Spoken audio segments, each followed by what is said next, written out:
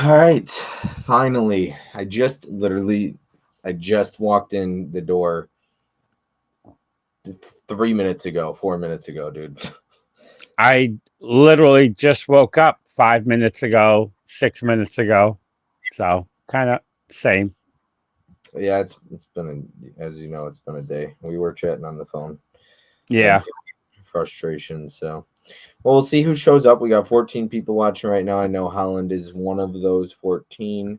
Marie is here saying, "Hey, everyone from the bedroom TV, you guys are so fun." Well, thank you, Marie. What's up, Holland? We've got Movie Hunter in the chat. You were How we doing, Alex? just talking about today. And hopefully he's able to make it, come Yeah. December. Let me get the darn thing off. Okay, there we go. All right. So I'm going to hide the chat. We'll see who else shows up. There's 11 watching right now. It is what it is. I've got the 10 movies. I did that last night. Um, I just, I, I don't, I had to reach out to somebody. I don't know if I'm going to be able to do my stream next week. And I just, you get busy, man. I've been working like 16 hours a day. I got no time to even take a piss, bro. You just get so busy. I got no time for anything. So, as you know, and that's Oh yeah. the way it goes. I'll be working the whole month like this. I might get 1 or 2 days off. That's about it. So, we'll see. All right, let me pull up. I don't think I have too many notes. Um, Yeah, I usually do notes off of memory. I usually just write brief synopses of each movie just so I remember, but I like going off the head with them. okay, yeah. See, I always got to have my reference points. But I think what I'm going to do is start for next year. I'm going to take a little bit of a break here, but for next year, I'm going to try and maybe watch a bit more before I schedule. See, it helps because it's accountability. If you schedule something, you got to get them in, but sometimes you just run out of the time and you don't have the time to do it, and then you're screwed. Behind So the eight ball. yeah, and that's where I'm at right now, man. I mean, I watched one of your damn movies today while I was, Tony gave me shit. I mean, I listened, I was watching, looking down, I was driving and I was watching one of the damn movies. So I had to get it in. I wanted to rewatch it. It was good. I haven't even rated it yet, but Hmm. let me see. As I got my ratings here and I'm just like, some of them I didn't get around to rewatching, so I have no idea where they would fit. But I don't know. It's hard to say. I'm just gonna move this because I feel like it would actually be a little higher, and then I'm gonna give your rating at the end of it as well. So, all Yep. right, man. I'm gonna catch up with the chat. It looks like we got a couple more people in here. Go for it. Um, let's see who else jumped in. We got Mama Blu-ray here. Freaking restream, I lost it, but yeah, Mama Blu-ray. Hey, Mizzy. We've got Nikki. Nikki's here. We could start. We're good. That's all that Hmm. mattered to me. Nikki being here was the most important thing for Joe and I.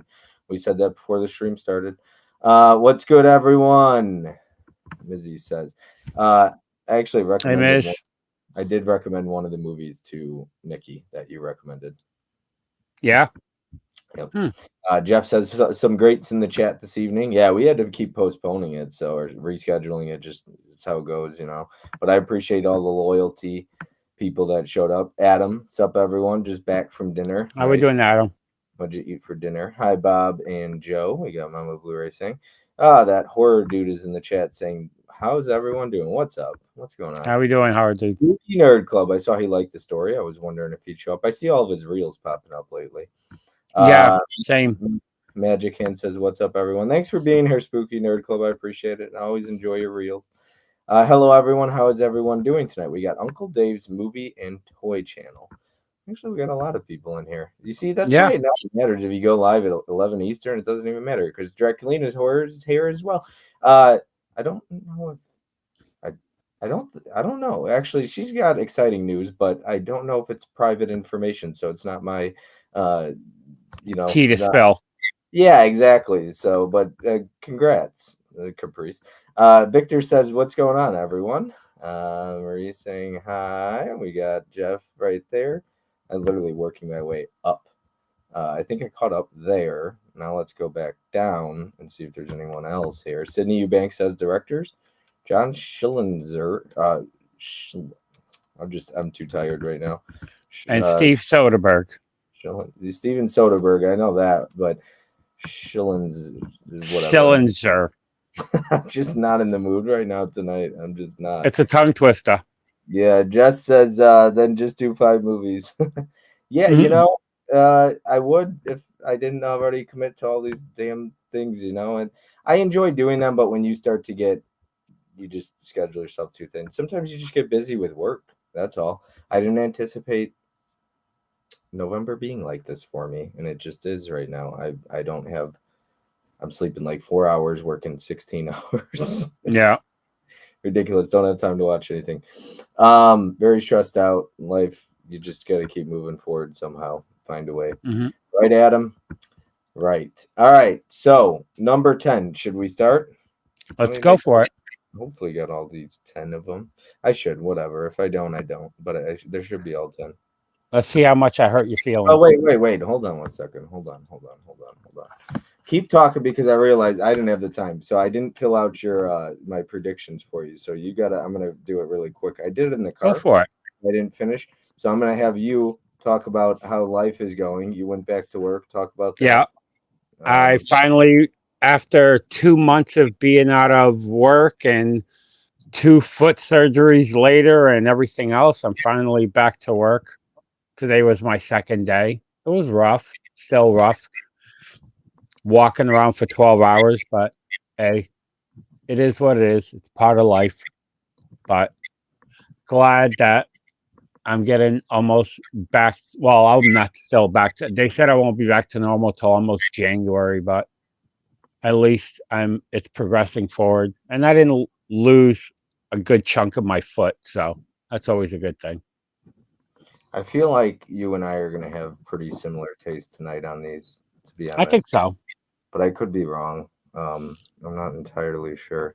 I would say my predictions for you compared to mine are, I think only no, I have them like a little bit different. We'll see. Yeah, I'm telling you, we're pretty close here the way I'm doing it, but I'm running through it. All right, I'm all done.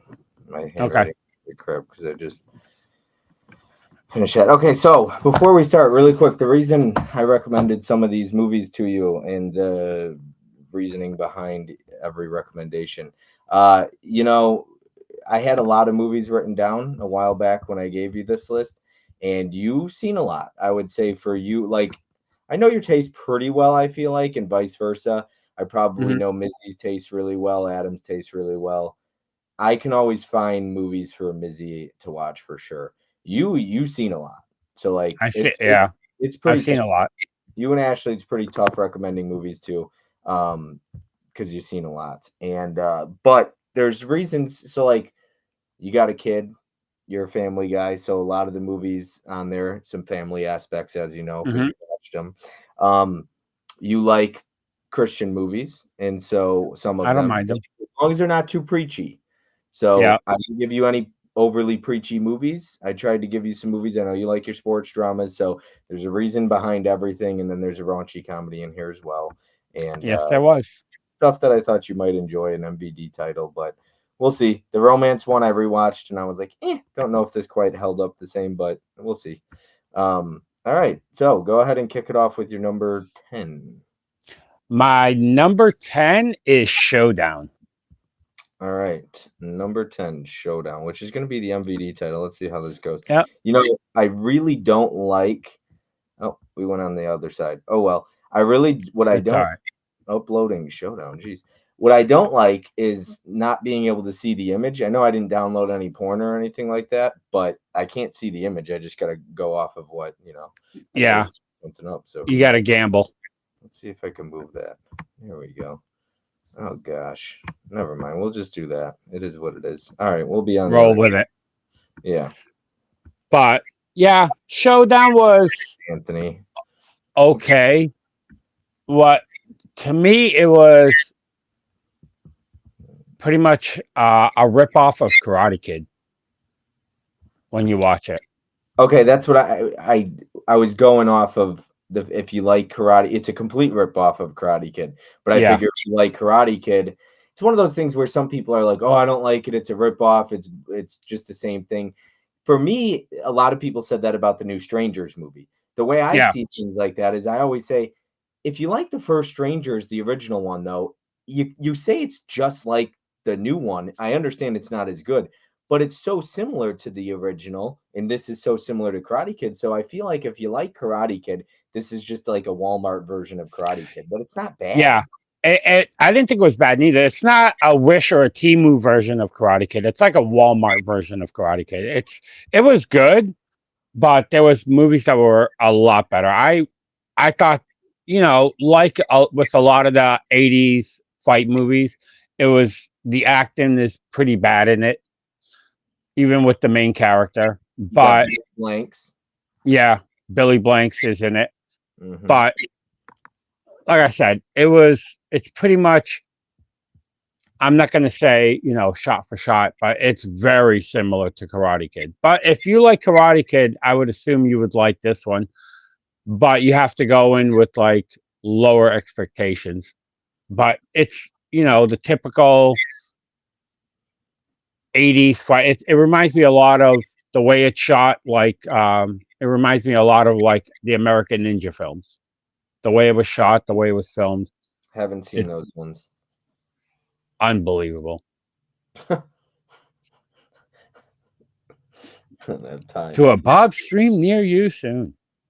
But Um, yeah. So what did you give this? Did you do stars? of course I did. Um, where is it? I gave it 2 stars. Oh,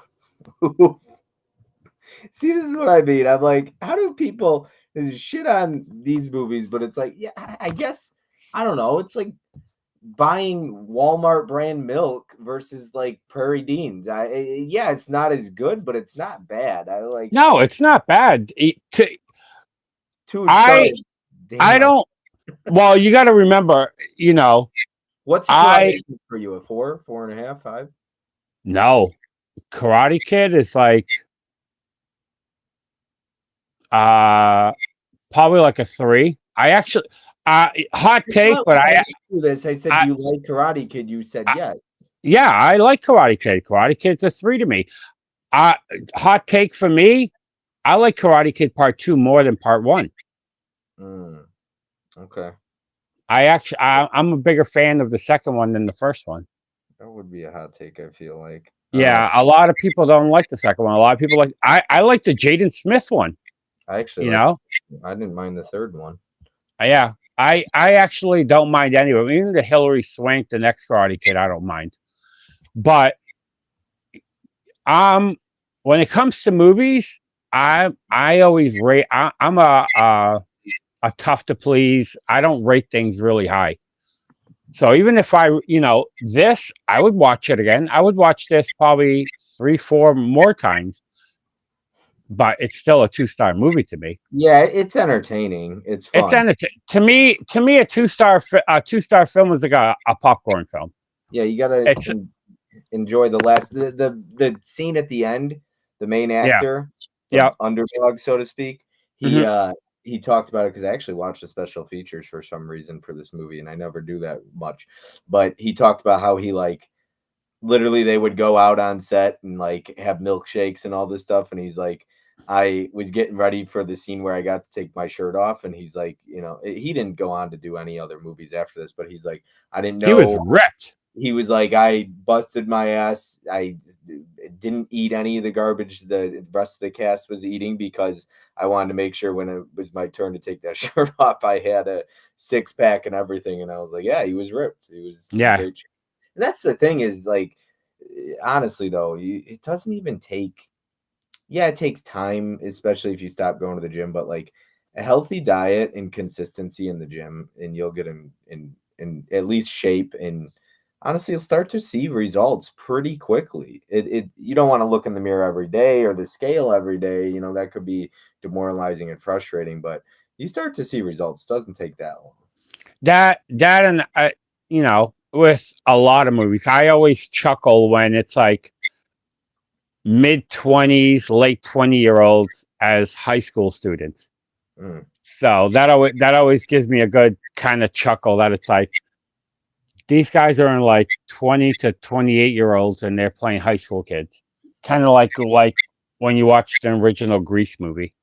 Yeah, this was the 90s. That was like that. There was a lot of that going on. 30-year-old Yeah. sometimes playing like 28, 29 playing Yeah. in high school. But I I like I said, I really enjoyed it. I would watch it again if it came. I don't own it at all. I'll probably get the this during an MVD sale for like $5.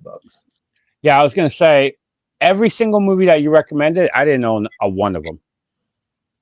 Did you did you buy any of them after?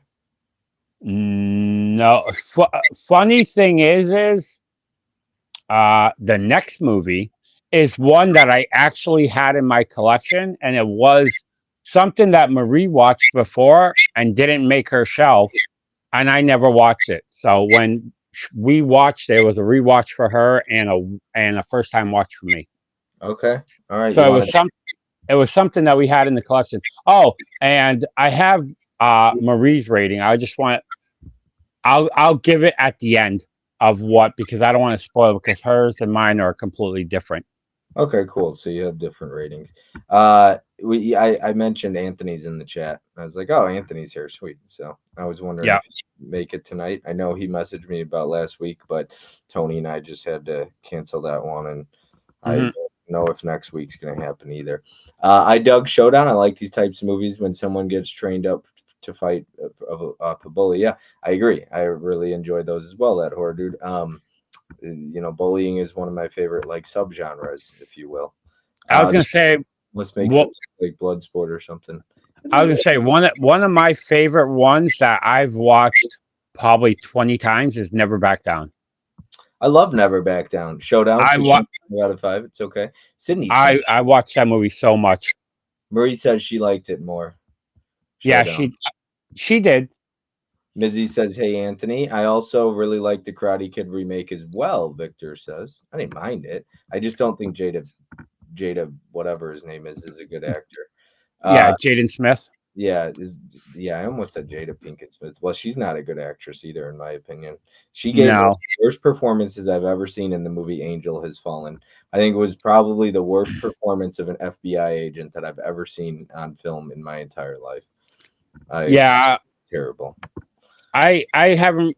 I have that I poster. don't. I honestly don't even remember her in that movie. It's her performance was so unforgettable. Anthony says we all ripped as fuck out here, Bob. I wish I was ripped out. I've gotten not I'll let myself go. The original 90210 was notorious for casting 30-year-olds as teenagers. Corey's in the chat saying, "Hey all." How Same we doing, Corey? same time zone as me. What's up, Corey? Jeff is just saying, "Hey Corey." Mizzy says, "Hey Corey, Corey." Hey Jeff, Mizzy, and Anthony. Hey Wilkman. Hey there, Corey. Just a lot of literally highs to Corey. Everybody and their mom said hi to Corey. Literally everybody and their mom, which is Nikki.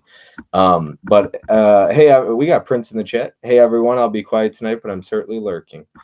Thanks for being here, Prince. Appreciate it. All Yeah. right. Hopefully you're doing well, Prince. I know he changed his Scooby Doo background. Was very excited about that picture.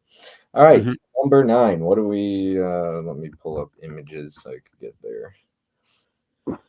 All right. Let me delete that one so I could get them down when I delete. Okay, go ahead. Number 9. All right. Next one is one of our. It doesn't make the shelf ones, and it is This Is Where I Leave You. No.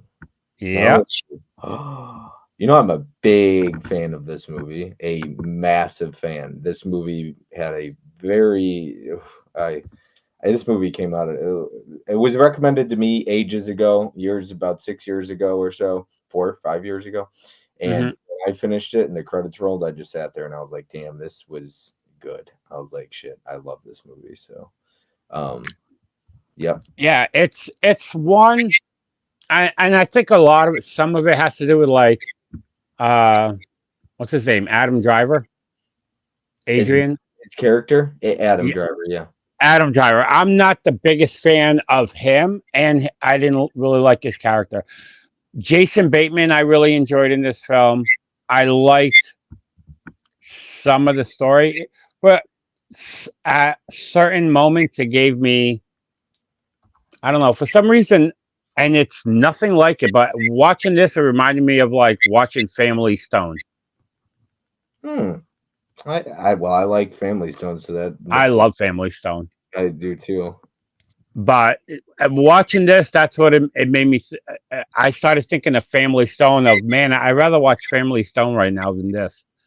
But I Family didn't. on I Blu-ray. didn't mind the film. It has to do with a father dying and the family coming back for his funeral. And he was. It was funny. He was an atheist Jew. That made me kind of laugh. But and it's pretty much just all the trials and tribulations of each one in the family and their relationships and wives and the different things. The whole Dak Shepard thing, but and Dak Like Shepard. Jane, did you like Jane Fonda in this? I like Jane Fonda in this. Did you I like her liked. chest I pic- liked her. I liked what's her name, Connie, the wife from Friday Night Lights. Do you like the scene where he's like, "Mom, can you cover up?" She's like, Yeah, she's like, "I got him work done, so I don't care." She was just yeah. walking. She was just. She didn't Yeah, care. she was just. She was just letting them fly, Yep. and then the the whole Tina Fey was gorgeous in this. she was really good in it. She's gorgeous too, and especially in this. I like Tina Fey in general. I think she's really, Hmm. but and Connie Britton, she's always great, and she's beautiful too. Mizzy has a massive crush on Connie Britton. Yeah, she was really good in this. I was right when she came on screen. I'm like, hey, it's the lady from Friday Night Lights. Yeah, I right. really liked her. Yep, Coach Tammy, Yeah. Coach and Hmm. Tammy. Friday Night Lights, best show ever. It's up there. It's not no Sons of Anarchy. Okay, that's fair. That's a good show. So I just need Hmm. to finish it. But yeah, I didn't rewatch this one. I wanted to. I love this movie. When was the last time I watched this? I logged it May 2023. So it's been almost 2 years. Uh, I give this 5 stars. Like this. Really? Yeah, Wow. this is like this is one of my this is probably one of my favorites from 2014. I fucking loved this movie. I did the first time I saw it. It was just it worked on every level. But I have a man crush on Jason Bateman, so that always helps. Hmm. He has a direct line to my funny bone. There's nothing that man can do that doesn't make me laugh, and he's extremely dry too. So like it's Hmm. because some actors try really hard. Jim Carrey and some just authentically, naturally are funny. Yeah. As you know, I'm not the biggest comedy guy. I'm more of a '80s, maybe early '90s comedy guy. A lot of the newer comedies just do not click with me. And Jason Bateman, his comedic movies aren't bad. I didn't mind this one. I didn't mind Bad Words. I didn't mind what's that other one? Words The of Wisdom. Switch, I think it's called. I like the Switch. I love Yeah, that. I don't mind really any of his movies. I think he's always been a good This, actor. I'd look at this more of a drama, Yeah, but it has like really laugh out loud moments. it has comedic elements in it. Yeah, this worked on every level for me. Jane Fonda is hilarious in it. Adam Driver's always good. So the cast is extremely incredible. It's even got Timothy Olyphant in it. I True. believe it's him. Yeah, So he's in it. Timothy Elephant. yeah, he's really But good. you from you doing streams with me already, a lot of for me to give something 4 stars or more, I have to relate to it. So it has to be a relatable film. It has to be something that clicks with me. And I just had this conversation. Sorry to cut you off with somebody, no and worries. this person freaking telling me they're like, "Oh, I got so upset." They were like, "So can you not tell the difference between like what's a good movie and like when it's relatable, do the two. And I was like, why can't the two be the same? And I was like, and I was so upset to I do don't ever let somebody make you feel small or stupid. Don't ever let like I try to let a lot go and I try to be calm and that pissed me off and I had a lot to say about it. I was like, look, that's just not it's not cool. Like everybody has a difference in opinions, but that shit, True. the letterbox stuff and the ratings, like I, mm. Like you gave Showdown 2 stars. It's okay. It's probably closer to a 2 star movie, anyways. But like, I'm never gonna sit there and be like, "How dare you?" Even if you gave this 1 star, it's like obviously I was like, "Oh," because I love this one. But you could have shit all over this movie if you wanted it, and I'm not gonna tell you you're wrong, right? But just tell Hmm. somebody like, "Do you not know the difference between a good movie and a bad movie?" It's like, I hmm, like I said, I thought it was a good movie. I thought it was a fun watch, but it's nothing that it didn't move me. okay, And but it's it's I'm probably with something. I'm with you on the relatable thing, though. Yeah. I don't know why somebody sits there and says, "So you only think a movie's good if you can relate to it?" No, that's not the only time No. I like a movie, but it plays a huge factor into how I feel about a movie. Yeah. Okay, there's absolutely nothing wrong with saying it was good because you were able to relate to it. It helps when you can relate to a movie, and you should Hmm. never judge somebody's taste. That shit pisses me off, man. I'll backhand somebody. I'll bitch smack your ass in person if somebody fucking insults my taste Yeah. in It's movies. it's it's Well, like there's a lot of movies that I love that probably people would think it's a 2 star film that I hold in high regard because I relate to it a lot more of the story or just it. I just thought it was a really good film and I related to it more, so I gave it a higher star. It's like to I, Shawshank Redemption is a 5 star film to me. Does I don't relate to it because I've never been to jail, but something like that is 5 stars to me. Shanks a five But too, but and I something like the Notebook, that's a 5 star film to me because I love that film. I relate to that film. But most people wouldn't regard that film as a 5 star film. I'd have to rewatch it, but it's probably when I mean it's probably like a 4 or 4.5 for me, maybe a 5. My favorite Nicholas Sparks movie is Dear John, though. That's a 5 Yeah, star movie for me, and I don't care. Like that's the thing. I'm so glad you and I and that I'll tell you though, if somebody in person, I dare somebody to talk shit to you or I not behind a camera in person and call us gay or a fag or something like that because we enjoy romantic movies.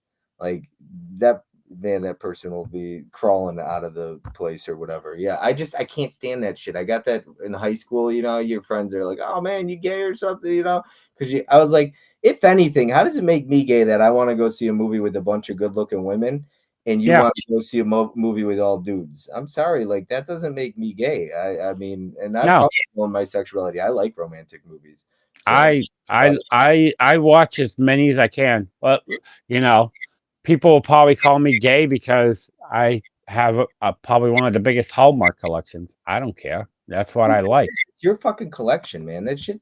It's gotten to a point where I just like everybody talks about the word community, and I get it. Like to me, it's a community. Every community has its problems, but I'm not gonna lie. Like I'm not happy here anymore. I just don't think it's as fun. I don't think Hmm. it's very enjoyable. And I think part of it comes down to all the negativity, complaining, and judgmental. Like, and I know when it comes to something as subjective as movies or sports, I suppose, you're going to be judged. You know what I mean? But Hmm. and there's a difference between giving people shit or like your friends messing with them and then really just being like, in what world is that? Belittling. How is that 4.5? Don't ever let somebody make you feel small. That is something that happened to me like last week, and I'll tell you, I just know your worth, know your value, and never let somebody like talk down to you. Never let somebody make you feel small or belittle you. Like Joe said, that should just walk away, know your worth, and it's okay to let people go. Like there's people that are worth it to keep in your life, and people that aren't. Walk away if somebody's gonna make you feel small like that. Yeah. I it's like a lot of people use that word guilty pleasure. To me, I'm not guilty about anything that I like. Nothing to me is a guilty pleasure. I like what I like. I'm not guilty about anything that I like. I would, if you have to go, like I always say, I guess Shark Night, but I'm not guilty about loving that movie. It's No, enjoyable and it's fun, and I I have a love blast Shark Night. every time I watch Shark Night. That movie is so much fun, Yeah, so much I'm still loads looking of for the three. I'm still looking for the 3D version of that film. I love that film. Canadian version or whatever. Yeah. Yeah, the All right. Canadian version. Did you want to move on to number? Uh, Let's catch did up I with the. give you a rating for it? Nope. Nope. The rating I gave for that, where is it? This is where I leave you. I gave that 2 stars as well. All right. So I failed you this time around, but it's okay. It's okay. No, And because like I so said, I'm a tough critic. I was legitimately disappointed the stream was pushed last week. I even told Allie, "What the fuck?" That's awesome. I appreciate that, though. I messaged Anthony back, and I was like, "I do appreciate it. Getting a message like that was nice because it shows people care, and everybody wants to know that they matter, I guess, or that hey, people Yep. are looking forward to it. It feels good. It's snowing out here, only an inch in Colorado tonight. Jeez, you can snow already, and it's freaking November 5th. Nikki says, "Same, Anthony. I appreciate it, Nikki. Haha, right? Woof woof." I talked to Nikki throughout the whole week, so she got plenty of Bob in her life this week. Poor Nikki. She heard enough from me for to last the rest of the year. Mizzy says, "Oh snap, Joe. LOL. Uh, I need to see this. I think I keep seeing this blue in the wild. Jeff, I think this would be a you type of movie. We This need is a John type of movie. John. Yeah, John Doe Juggalo. I agree. Yeah, I agree. Yep. Hey Prince, I appreciate that, Anthony. Appreciate it. Yeah, every Tuesday I try to do it, and I'm gonna try to get to next Tuesday. It's just so overwhelming right now this month. I saw the Family Stone for the first time last year. I agree, it's really good. Victor says I think everybody likes Family Stone. I I'm haven't sh- seen I'm where I I'm leave you. shocked it still doesn't have a Blu-ray Very good because the cast. DVD transfer on that is horrible. Sons of Anarchy kicks ass. Anthony says 5 stars. I got to see this now. I mean, 5 stars for me could be one for you though. So, love Mm. both Friday Night Lights and Sons. Yeah, so she's a Friday Night Lights fan. Let's go. And Love she's a Suns fan. Let's the go. Oh, the gift was excellent. The switch was hilarious. Love the gift. Yeah, the gift is excellent. It was a The great. gift was really good. Yep. Game Night, Horrible Bosses, and Funny Barima. I've never seen Funny Barima, Mizzy. Horrible Bosses, I couldn't agree more. Yep. Game Night is hilarious when she's like, "Oh, I think I got the bullet." Nope, that's bone. Yeah, Uh, game night was good. what's up, everyone? Hey, I got a question. So, Adam, I was talking to him today. I was texting with him, voice messaging, whatever. And he's like, "You just need to go home and watch a comedy." Am I the only one that when I'm like in a bad mood or just going through a lot in life that I like comedy is not the movie I want to watch? I actually want to watch something really sad and depressing when I I was gonna. I'm the exact same way. When I'm down, I like to watch films that make me feel down. want I to watch something that leaves an impact when I'm Yeah, really like and I'm the same way. I'm the type of person that whatever my mood is, that's what I want to watch.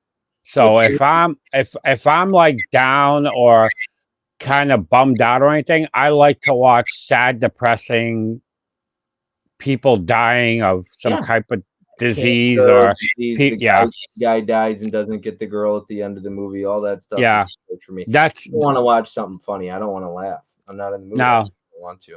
But that's when I'll give a movie a lower star because if I'm in that type of mood and I'm watching a comedy, I'll probably rate it a lot worse because that's not what I'm looking for at the moment. now if I need to smile and I'm just like not necessarily depressed, I'm just like I don't know. I'm in a mood where just in my feels, if you want to call it that. What happens in Vegas is my go-to for just a good smile and laugh. Like that's a just pick me up like kind of movie, you know. But usually I don't want to watch a pick me up movie. I want to feel depressed. I want something that leaves an impact. And there's like 4 or 5 of those movies on here, and I'm so glad that none of them have been pulled yet. So um Yeah, if I need something to make me smile and laugh, it's always Meet the Parents or I Love You, man. Kevin Spacey's hilarious in that movie. Couldn't Mm. agree more, and I'm so glad Anthony said that and he wasn't afraid to say it. Is the community video still happening? I will do a community video. Yeah, I might not necessarily be as n- negative. I had some original plans to call out some serious names and just fucking just be like, here's my fucking video. I'm gonna just call it like I see it and just go all the fucking. And I'm like, you know what? Maybe I don't need to do that. Maybe I should keep it more positive. So I don't know. But I was really just gonna be like, fuck it, and just shit on so many people and just fucking call it like I see it. Because man, there's some negative bitches in this fucking shit, man. I'm telling you, fucking keep people complaining all the time. Nobody says hi to me. I don't get any likes. I don't get views. Who gives a fuck? Put out better content then. My channel's grown one subscriber, negative one subscriber in the last 6 months. Put out better content, dude. Okay, like but I don't blame anybody or sit there and go, I No. don't get the views. I'm not, nobody watches my videos. But okay, I don't expect them to. I put out one stream a week. That's all I do. If I wanted to put out, like, if I wanted my channel to grow, maybe put out better content or more content. Look in the mirror sometimes, dude. Yeah. So that's why I don't sit here and complain because maybe my content is shit. You know what I mean? It's like put out better content then. The numbers don't lie. And at the end of the day, people like who they like. People like watching Ken. Get the fuck over it, okay? Yeah. Move on. Get over it. But we keep Exactly. these fucking people complaining and crying, and I'm just done with it. I'm seriously just done with it. I don't give a shit anymore. No. Okay, fuck them. Do what you love and believe. Live your truth. Anthony, get your tissues and Chucky blanket ready. Chucky blanket. Victor, I refuse to use the term guilty pleasure these days. If I like it, I like it. Plain and simple. Couldn't agree more. Yeah. That's how I am. Okay, there we go. Who else has a Hallmark collection? No one. That's a unique thing about you, Joe. It's dope. Hell yeah, exactly. Have any Chucky blanket ready to go? Nice. Have my Chucky blanket ready to go. Which Chucky blanket? I got the one, Anthony, from Spirit Halloween that says like roses are red, I think, or something like that. It's Tiffany and Chucky. Movie recommendation: Disconnect. Top 10 favorite movie of all time for me. That is. Have you seen Disconnect? From Vinegar Syndrome? No. Disconnect with Jason Bateman and Hope Davis, isn't it? Hope Davis looks good. I've never seen it. I've Where's never even heard of it. Where's Johnny tonight? If you want to stay in that type of mood, sure, but otherwise a laugh or two gets my mind off the BS going on in the moment. I get it. Everybody's different. So Tropic Thunder Yeah. also cheers me up. Oh shit, Bob isn't reading my comments. Boo up. Oh, okay. I was like, oh shit, did I skip his comments? Nah, yeah, that's part of it, but the highs back and forth is another one. I mean, I'm sure you guys know who I'm talking about. He came in here a couple weeks ago. You were literally streaming with me, and he was like, "Oh, the guy who hates me," and I was like, "Dude, I've talked to you once in the last 2 years. Never ever say anything bad about you. I never hear you talk about me, and yet here you are crying, dude, because people don't say hi to you in the chat. It's not a big deal, okay? People, yeah, sure. Corey gets 85 hellos and Fish and Nikki and so on and so forth. I don't know. Here's the thing: a phone line works two ways, dipshit. Like if you're mad, people aren't reaching out. Reach out to them. Like, get the Yeah. fuck, man. What's up, Chris? We got Chris in the chat. Hopefully enjoying the evening. Yeah, I'm just sick I of it. I'm sick of the bitch, yeah. man. I'm I, just like I said, I try to stay off my I'm staying off my soapbox because if I get on my soapbox about this whole thing, this will be a 5 hour stream. yeah, I don't give a shit anymore. I'm gonna go on full soapbox when I do the community stream because everybody talks about fuck the community, this word and all that stuff. It's like Because it's a community. It is I a was gonna say community. It might you be a and shitty one. You might feel that way, but there is, and there's also thousands and thousands and thousands of people in this BlueTube or YouTube movie community, whatever you want to call it, Blu-ray community. There's literally thousands and thousands and thousands. I literally surround myself on a daily basis, not even on a daily basis, with like 5 to 10 people. There's thousands and thousands and more. yeah. I don't get along with everyone. I don't even know half of them. And I'd say 95% of the community doesn't even know my name. So I was gonna say I know a lot of people in the community, but I surround myself probably with four. I don't really talk to a lot of people, and like I said, you and me have talked about, you know, the whole community thing and all that stuff. And you and me have a lot of the same views in it. But like I said, I'm gonna say I'll let you jump on the soapbox tonight and say your things, but I won't Yeah, I could because probably save that for a pre-recorded video, but people will get called out because you know what? Not only that, they've called me out too, but I'm gonna call people like 4K D-Ray out. I don't care. Like, dude, he cries so much more than he cries more than my nephew, and he's 3 years old, so not even 3 years old. So, and that's a grown man. And I mean, hmm I don't know, and I just don't care, man. Like, I'm not expecting everybody to like me, and that's the thing. Though I've gotten to a point where I'm just like, I don't give a shit anymore. This is all the bitching, dude. Negativity, crying about artwork. It's just fucking pathetic, man. It's so pathetic. yeah, This used to be fun. This used to be fun. I don't know when it stopped, if it was Ken's roundtables or whatever it was. I took a break. I know Sue stopped live streaming on Wednesdays. I know we used to do our thing on Wednesdays. I don't know when it stopped getting fun, but I don't think people are having too much fun. Um, I enjoy doing these. That's why I do these. But I you know, man, I and people can yeah call me out and say what they want about me, and that's fine. I'm just gonna say call it like I see it and say exactly what's on my mind. So it's just one of those things.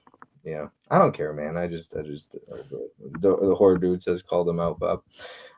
Uh, yeah, yeah. I think Ken's roundtables. You know, I think people miss those. I think when those went away, they hurt. 4K D-Ray stopped collecting anyway. You only need 1% of the world to like you to be successful. yep. Spooky Club says, yeah, I just watch these reels and I post them on my story and stuff. But like, man, I just keep my group small. Like, there's a lot of people like Spooky Nerd Club. We don't talk, but I appreciate his support. We're not like friends. We don't talk on the phone or voice message or anything like that. And here's the thing: I don't ever hear Spooky Nerd Club crying and saying, "Bob never reaches out to me. He's not a good friend. He doesn't text me." Well, he doesn't text me, but we don't sit there and trash each other or complain because we don't talk enough. If I wanted to talk to Spooky Nerd Club and I wanted to make an effort, then I would. If he wanted to make an effort and he wanted to be in my life or talk to me on a daily basis, then he would. But I'm sure we're both content being in each other's, supporting each other from Instagram or YouTube and enjoying Yeah. live streams. And that's absolutely fine. There's nothing wrong with that, of having that support. Anthony's Horror and More. We don't talk on a daily basis. I might shoot him a text or something like that. We're not super close, but I'm not bitching about it. And I don't ever hear Anthony bitching about it either. You know what I mean? hmm Like, I just don't get it, man. If you want to be a part of somebody's life or you want to do these circle jerks and these secret meetups that we do, then go do it. Go meet up with a bunch of people. You got your group. There's nothing wrong with that. I chose to reach out to people. I chose to put stuff like that together because I want to. It's all Yeah. it's okay. Like I said, it's how I did it. When I wanted to get on different things, I pit myself out and I started reaching out to people and made an effort to get involved in different things. And if I didn't do that, I wouldn't be, hanging out or meeting a lot of the good people that I'm friends with. Yeah. And Chris said he made a video where he halted his collecting. Well, I shouldn't have done that. I want to be happy. Makes me happy. So Anthony talks about you all the time, Bob. Yeah. That's great. I appreciate that. I appreciate that from Holland and Anthony. And then there's people, man, that are hide behind a keyboard, like this guy right here. But you know what? He makes jokes. Sure, he has fun with people, but he's never once been an asshole, dude. Pound for hmm pound, call a spade a spade. Holland's a good dude. Like, I, Yeah. I imagine he's a 60 or 70-year-old man, a 50-year-old man. I'm thinking he's definitely not young. He's definitely not Gen Z. I'm imagining 50, 60, 70, retired, and just enjoys hanging around people. So, and watching certain content. That's I don't know. For some reason, I always think Holland as like a millennial. really. Yeah, I think Maybe like I think early. Holland's like around your age. He's laughing right now. I could see it right behind the keyboard as he's watching my age. Holland's that. No, I got to say he's older than me. But No, I say he's smart too. probably early 30s. Also pretty smart. Bob, I need you to bring some game shows back also. Yeah, the game shows. Well, they're gonna come December, everything's gonna be halted over here. Call him Stanthony. Alan's been the most solid person in the chats. Yeah, I don't know if there's ever been a stream. I mean, I don't know. I've done 80 or 90 of these, literally, and I don't know if there's one that Holland hasn't showed up for. So, hey, we got Nicholas here. Oh, don't go guessing ages. That didn't work for me and Johnny. I appreciate your honesty, Bob. It's refreshing. Appreciate you, Anthony. Appreciate you understanding. Some people don't get it. Nicholas is another good dude. We don't talk on a daily basis. He'll message me. I'll message him occasionally. Try to check in once every. I gotta get better about texting people back too. You know who texted me today again? Who? Basement. Tony? I didn't even text him back. You didn't text him back the last time. No, I know I didn't. He probably thinks I hate him, and he's sleeping in his bed right now, probably crying because I haven't texted him. I'm sorry, Tony. That's why he's not. Well, no, I was gonna say it's already too late for him, so he's already napping. Yeah, he's asleep right now, but I'm an asshole for that. But I'm terrible about texting people back. I genuinely joined your streams because you seemed like a down to earth person, so I always kept it at that. Real, recognized real. Hell yeah, hell yeah, yeah. I mean, down to earth. I think just blunt. I mean, I don't know about down to earth. I mean, yeah, just blunt into a point. Thank you all as well, getting me past 250 subs and 75,000 views. Wow. Nice. I don't even know what 75,000 views is like in the grand scheme of things. I have no idea. I don't ever pay attention to that stuff. The only thing I know is like somewhere around where my sub count is, but when it comes to views or anything like that, I've never even looked. Here's the thing. I don't really care about that. I've recently had a couple people reach out to me, texted me. I don't follow Nick. Him and I used to be very close, used to be good friend. I never shit on the guy or talk bad about him, okay? Is what it is. We did that stupid battle thing. Didn't go well, whatever. And he recently got to like, I don't know, a couple thousand, 5,000 subscribers or 6,000 subscribers. I had some people text me and ask me. I had no idea. He's already that high? I don't subscribe to him, so I had no idea. So anyways, I got a couple text messages, go to look. He's been doing shorts, so he does these P. Diddy shorts, so he's been getting a lot of. Oh boy! So people were like, he probably bought his subs. I was like, I don't think he bought his subs. I think he got a lot of views on those videos, shorts, and then people subbed. But here's the thing, he's getting 50 views per video. Okay, I would rather get 400 views and have 400 subs. And at least they're all watching, right? Yeah, because I know. I was gonna say they interact. I noticed with 4K D-Ray, it's the same thing. They're doing like, I'm not gonna say pulp culture, but like, news that's happening now, like the P. Diddy thing, to get that a different type of audience to get their view counts up. And it's not to do with anything movie related or collecting related or anything like that. And I think that's where a lot of their views are coming from. It's from an audience that we don't even connect with. Yeah, and I know you. So I'm just gonna air it out. But you were the one who texted me and were like, "Hey, you made D-Ray's video." He got so mad because he got a bunch of comments on his video, and then the next day makes a video calling people out for commenting on his video. Dude, people don't comment on my videos either, except, Ellie does on live streams. Nobody else does, right? Because most of them are watching live. But even if I get comments, like, I'm not going to cry about it. And the last thing I'm going to do is make a clickbait video and then call people out after I make a clickbait video. Of course, people are going to watch when you do a clickbait video. And he should have been grateful that people reached out and said, hey, gonna miss you, sad to see you go, have a good one, your content's been great. He should have been happy. Instead, he blasted his subscribers and said, oh, you guys are all fake, you only watch when it's clickbait, which is true. He's not wrong. No. If you want to grow your content, then go post clickbait stuff. Do what other and you'll grow huge. But it's just like, I'm not gonna sell out for that. Nope. I'm the same way. Yeah. Anyways, we gotta move on. The Substance, your thoughts on the movie? 2.5 out of 5 for me. A 4 out of 5 for me. I think that was a great movie. She could direct her tail off. All I know is I'm having with some hanging with some badass people. I'm assuming very professional, Bob. He laughs. Yeah, definitely not.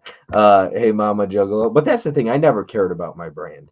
There's people out there who, of course, Sue, Garrett, Ken, they care a lot about their brand. They get subscribe studio mail in, things like that. They got to keep an image. So, of course, Yeah. they're going to do what they have to do to continue to get subscribers and studio mail. I don't care. I'm not looking to get studio mail in though. So, No, it's I'm the same way. I never did YouTube to get free shit or even become huge. I did it just to have fun, and if it's not fun, then it's not for me anymore. Nick But is controversial as well with some of his opinions.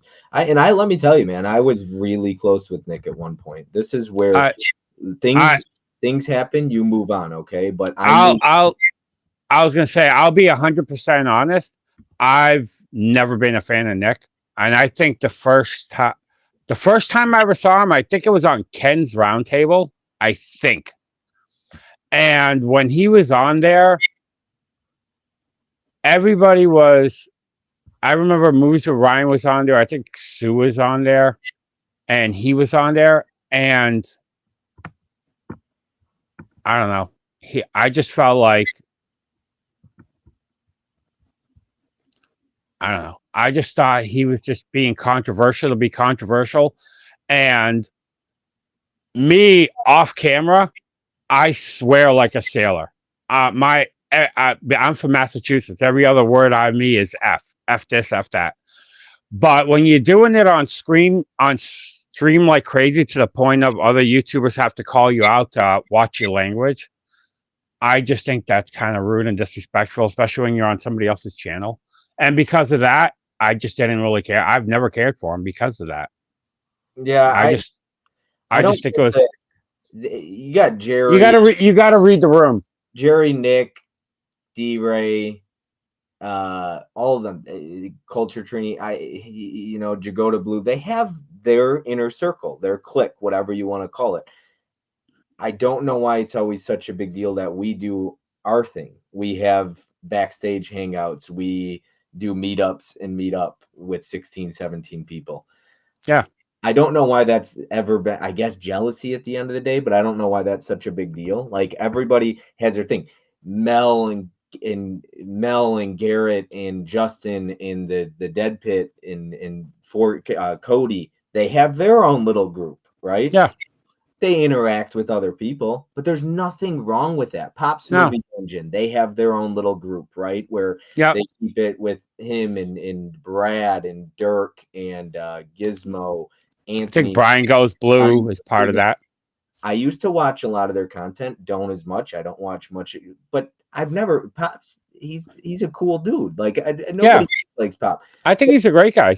but they do their thing and Yep. they keep it cool. They're positive. I feel like they're pretty positive over there. I know sometimes Brad gets really into the community thing. He doesn't like that word either, but I don't know why it's a problem that they got their own group. We have our little Johnny and Joe and so on and so forth. Who cares if we stream with the same people? You guys can still do your streams. Nobody's stopping Yeah. you. So go do your thing. You Pops, they keep doing their thing. They're gonna keep doing their thing. They enjoy Yeah. doing their thing. Ain't nothing wrong with that. But nobody's crying about that. You know what I mean? It's just ridiculous. Can't I just be part of all the groups? Chubb says. That's tough.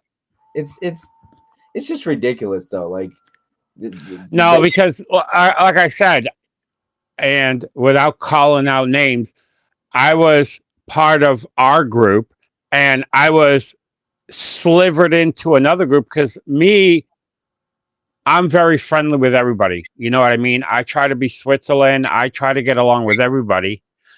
But I had another group that people got mad at me because I'm friends with these groups. And it's like people started treating me like crap about it. And it's like, and it's not nothing I did to them. It's because of this group that I'm friends with these people. And they're like, well, then they started treating me like crap. And I didn't like that. And I don't think that's fair to me because it's like, I've always been friends with you. I've met up with you in person. And now you're not not gonna like me because I talked to somebody else that you don't like. To me, that's just effing stupid. I don't get it. But We, I don't, like I said, I don't really care anymore. we got Allie in the chat. I'm with you, man. I'm with you. Horror Dude says I'm cool with everyone as long as they don't do me wrong. We're cool.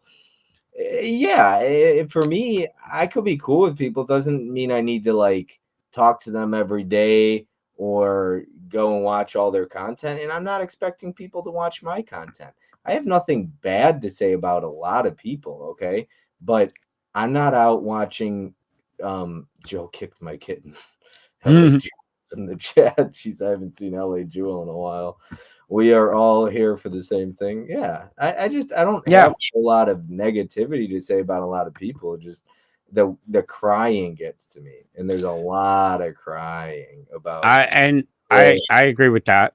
Like I community said, art. there's only two people that I really watch on YouTube anymore, and that's I watch John Joe Juggalo stuff when he drops, and Adam. And I've said it, you and me have talked.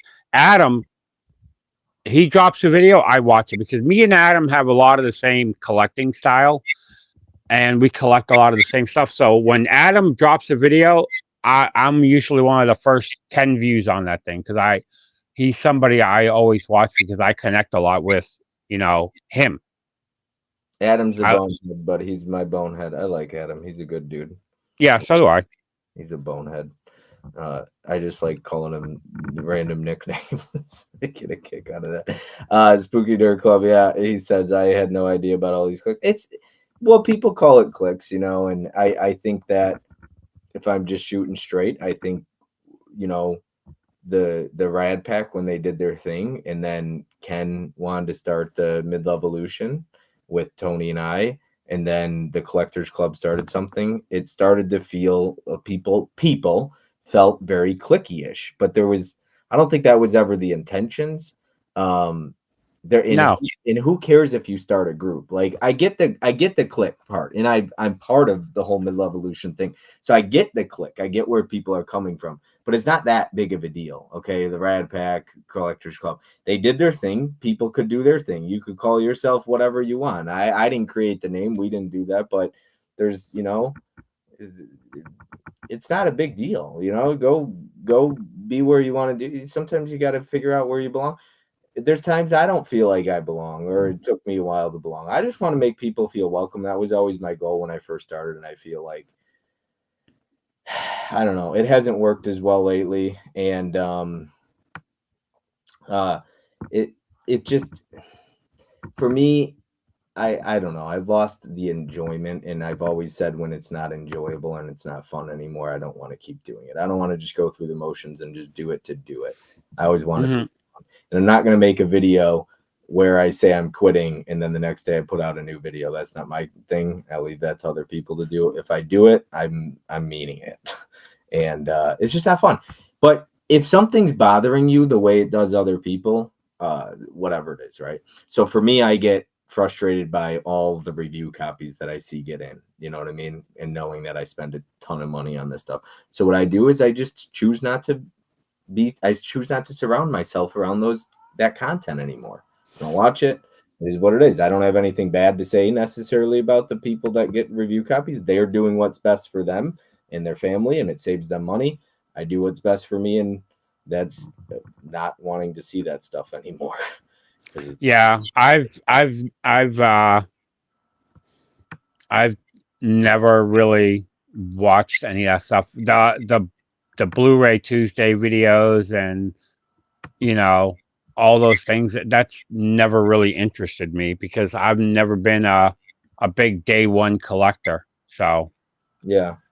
Adam's I there. That's why speaking of Adam here, Adam has some good luck with them swap meets. Boy, does he get good deals. I'm telling you. What we're buying for $10, he literally he gives them a used condom and gets a Blu-ray that's out of print. I'm telling you. yeah, Adam's getting the ridiculous. it's like you know Huck just dropped a swap meet video. Because it was a swap meet video, I clicked on it. Because those are the types of videos that I like. I like those thrifting style videos because that's what I enjoy doing. And something like we talked about movies. I like to watch things I can relate to. Yeah. No, for sure. LA Jewel says I just joined a group where you can only join if you have debt from buying movies. Yeah, definitely not a big deal. That horror dude says we are called the no money ballers. Anthony's laughing, or I'm sorry, Jeff's laughing at Ellie. Yeah, I hate when people watch what they say on streams to stay monetized, like saying grape revenge instead of rape revenge. That shit yeah, is fucking lame. Yeah, yeah, no, and I'm gonna read your comment as I see it. I'm gonna try to, unless it's really something. But yeah, no, and I don't monetize people or tell them what to say on my channel. I don't care. My shit gets demonetized. It gets demonetized. You know how many of my yeah. demonetized? Me, yeah, me. I try. I try to be respectful on other people's channels, and like I said, I read the room.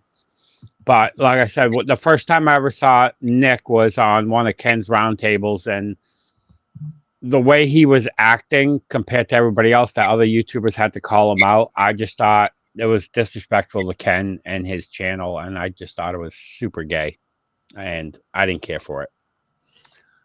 Yeah, yeah. I just And because of that, it just put a sour taste in my mouth I with get it, him. man. Just stop trying to get everybody to like you. Just be yourself, and if people like that, like I said, hey, look, I, right? I don't know that horror dude very well, right? He says the review copy thing does bother me. Good for them, though, right? LOL.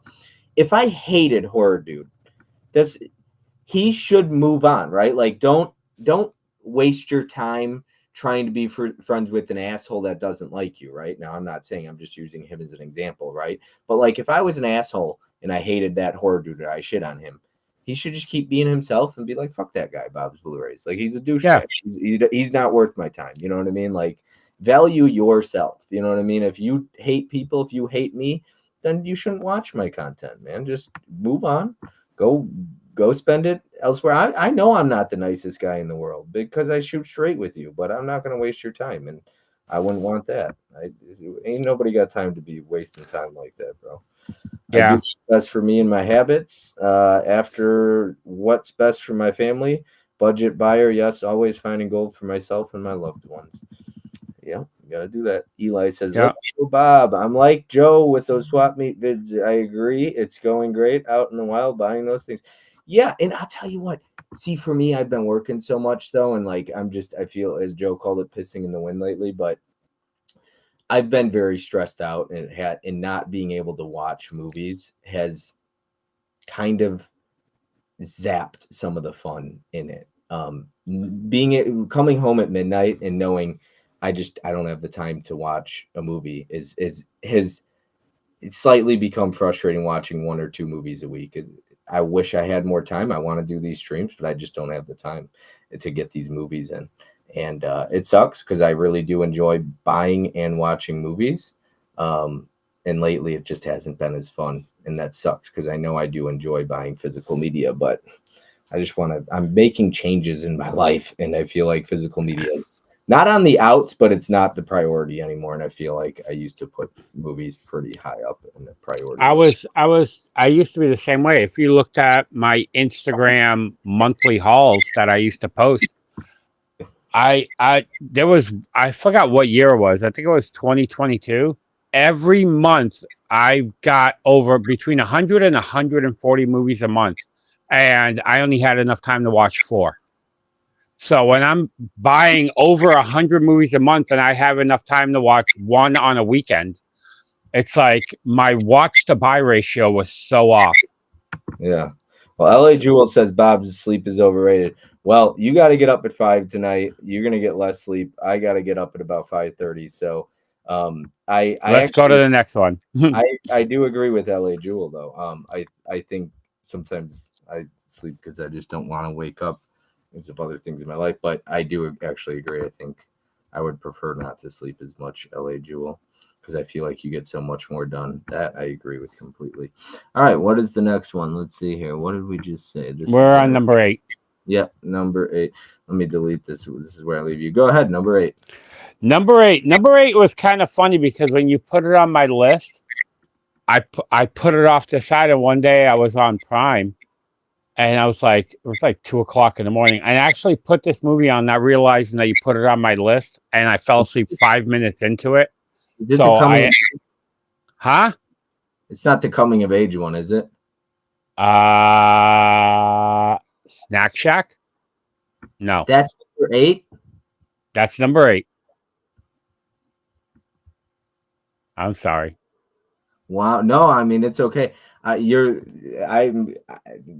Mm, I'm. I didn't realize this was even on your list when you gave it to me. I put it on and I fell asleep within 5 minutes one time. And then when I was like, oh, I got to put this movie on, I didn't even realize that I put it on the first time. When I looked on Amazon Prime, it says resume. Oh, no, it said start over. I'm like, I watched this. And then when I put it in, I remembered I watched 5 minutes of it and fell asleep. Wow. No, I'm very surprised by this. I actually did want to get to the just a couple comments here. I Go work for it. I work in the grocery business, so yes, yes, people's business is stressed big time. That 4K D-Right guy did a video that was clickbait video about him quitting, so I stopped watching him. Well, I was talking about that exact video earlier and saying how you got mad because you did a clickbait video and then people watched it, and then you got mad because you got a bunch of comments. That's what you wanted. Yeah. I mean, Bob, we don't need the newest movie reviews. Just thought your thoughts on any movie is awesome, but yeah. Well, I don't ever give any movie reviews very much. Bob was like, the face of shock. Well, this one, it's okay that he doesn't like it. It's shocking because I thought this was very high up on your list. I would have thought you would have thought it was high up on my list. I loved Snack Shack, loved the feel of it, and brought me back to my childhood. Good. Snack Shack was really fucking good. Joe, I'm actually genuinely completely shocked right now. Snack Shack and Dinner in America. I haven't seen Dinner in America though. No. I'm I blown away I by was it. gonna say I thought Snack Shack was fun. I liked the chemistry between the two guys, that was the two kids that were starting the actual Snack Shack. I liked the girl, the brunette in the movie. I thought she was really good. I really enjoyed it. I thought it was a fun film. It actually, the more I watched it, the more I started laughing. I thought one of the guys, the one that's on the poster all the way to the right hand side, I thought he was really funny. I really enjoyed him. Yeah, and I mean, you see what happens when you put women hoes before bros. Yeah, but I enjoyed the film. I still gave it 2 stars, but Boy, I really did fail you. See, I don't look at no, people as like some people get mad. They're like, "Oh, damn you fucking pissing me off. You hated all these movies." And I look at it more so if I'm the one who recommended them, I'm like, damn, I feel really bad. And then if I'm the one no, who watched them, I also feel bad because I didn't like the movies you recommended. So yeah, I just feel like I want people to enjoy the movies I recommend. I don't want to waste their time. no. And you say that literally every stream, and like I've told you, every single one of these movies I would watch again. Okay, yeah, so If I give anything under a 2 star, I will never watch. okay. That's That's how I am. To me, anything under 2 stars is one time watch, and it's not something I would rewatch. Mizzy says, "Hey, Snack Shack, fun movie." Yeah, Joe didn't like it very much. Mizzy gave it 2 stars. Tell me why you didn't like it, though. What you didn't like about it? Ooh, I think I got notes on I this. Like I told you, I'm not the biggest. And again, I'm not going to call it a comedy, but it wasn't my style of film. I thought the main guy, the the main guy in the movie is like what we just talked about. I just thought he was a whiny bitch. Oh, okay, yeah, I don't disagree with that. And I know Mizzy had said that Paramount owns this because we were wondering why it didn't get a Yeah, physical release. I don't know. Okay, so he said Paramount owns it, but I'm seeing MGM owns it. I really think in MGM owned Amazon owns MGM. I'm really yeah, thinking that the rights belong to Amazon with this one. And maybe that's why we haven't gotten a release. Because I feel like if Paramount did own the rights, and I don't know, maybe I have no idea. Maybe somebody could fast check that. But I know I was asking Mizzy about it, and he was like, Paramount. I, I feel like Amazon does. Maybe I'm wrong, but I see MGM, and I'm just like, okay, well, Amazon owns the rights to that, and that would make sense why it doesn't have a physical release yet because yeah. it should Because have musical release. Because I think I only have one movie in my collection that on the spine that says Amazon Studios, and that's Stuck in Love. Oh, okay. Stuck in That's Love. the So stuck good. it Stuck in Love with that one says Amazon Studios on the spine. It's the only movie that I have that says Amazon Studios on the spine of it. Yeah, it's a Millennium. I know Millennium put that one out too. I got it right over there with the slip too. So, I Yeah, know, I have it with no slip, and my copy says Amazon Studios on the spine. yeah, Millennium put that one out. I love that movie, and so did Nikki. So I'm glad. All right, okay. Do you want to keep moving on? Do you want to talk about this one anymore? Uh, we can move on, or we could talk about it however you want. Well, don't jump to conclusions. That's a lesson I learned about Snack Shack. Fucking kid jumps to so many conclusions. Yeah, he jumped to a lot of conclusions. Like I said, his friend, the one that was kind of the, I'm not gonna say the dick, but I thought he was really funny in this movie. I kind of laughed at him.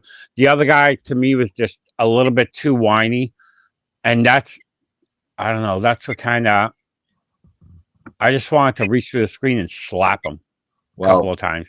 Grant came with the fast check here. Says it's a licensing contract, and Paramount Republic Pictures owns the film. Well, Grant, you like Paramount? Where the hell is our Blu-ray or 4K of Snack Shack, Grant? I want you to speak to your reps over at Paramount, please. Okay. Yeah, Thank you, Grant. Please do that tonight. I would appreciate it. Appreciate it. Thanks, Grant. get on your email. Yep. Get on that, Grant. We need that movie to come to Blu-ray 4K. All right, let's see here. Hi, Grant. We got yeah. All right. Let's go to number 7. That's another 2 stars. Okay. Snack Shack. Very surprised by that, but Yeah, there's some I knew heartfelt, you'd be heartfelt surprised. moments. One too. A few of them. Never got one. Well, yeah, I know we never got one, Grant, but that's why you got to work on it so we get a Blu-ray. Make it happen, Grant. Make it happen. Speak to your reps. All right, what's number 7? I know you got the power over there, Grant. Grant has. Okay, number 7. We're moving up to 2.5 stars now, Oh my and goodness, that is which brings me to you where is that? Oh, right there. Yeah, that's with the guy from Hereditary and no, no, no. Lucy Hale. Oh no, you're wrong. You're wrong. That is not the guy from Hereditary. That is his Yes, it brother. is. Alex Wolf was in Hereditary. That's the guy from Hereditary. Alex Wolf was in Hereditary. His brother. Oh, his brother. Okay. Yeah, he has like a mole right here. I think his brother does. Yeah, his brother does. Yeah, he's trying to put a fast one past me on there, Joe. Joe. But their, I don't know, their chemistry is what ruined this film for me. I liked, I don't think they had good chemistry on screen.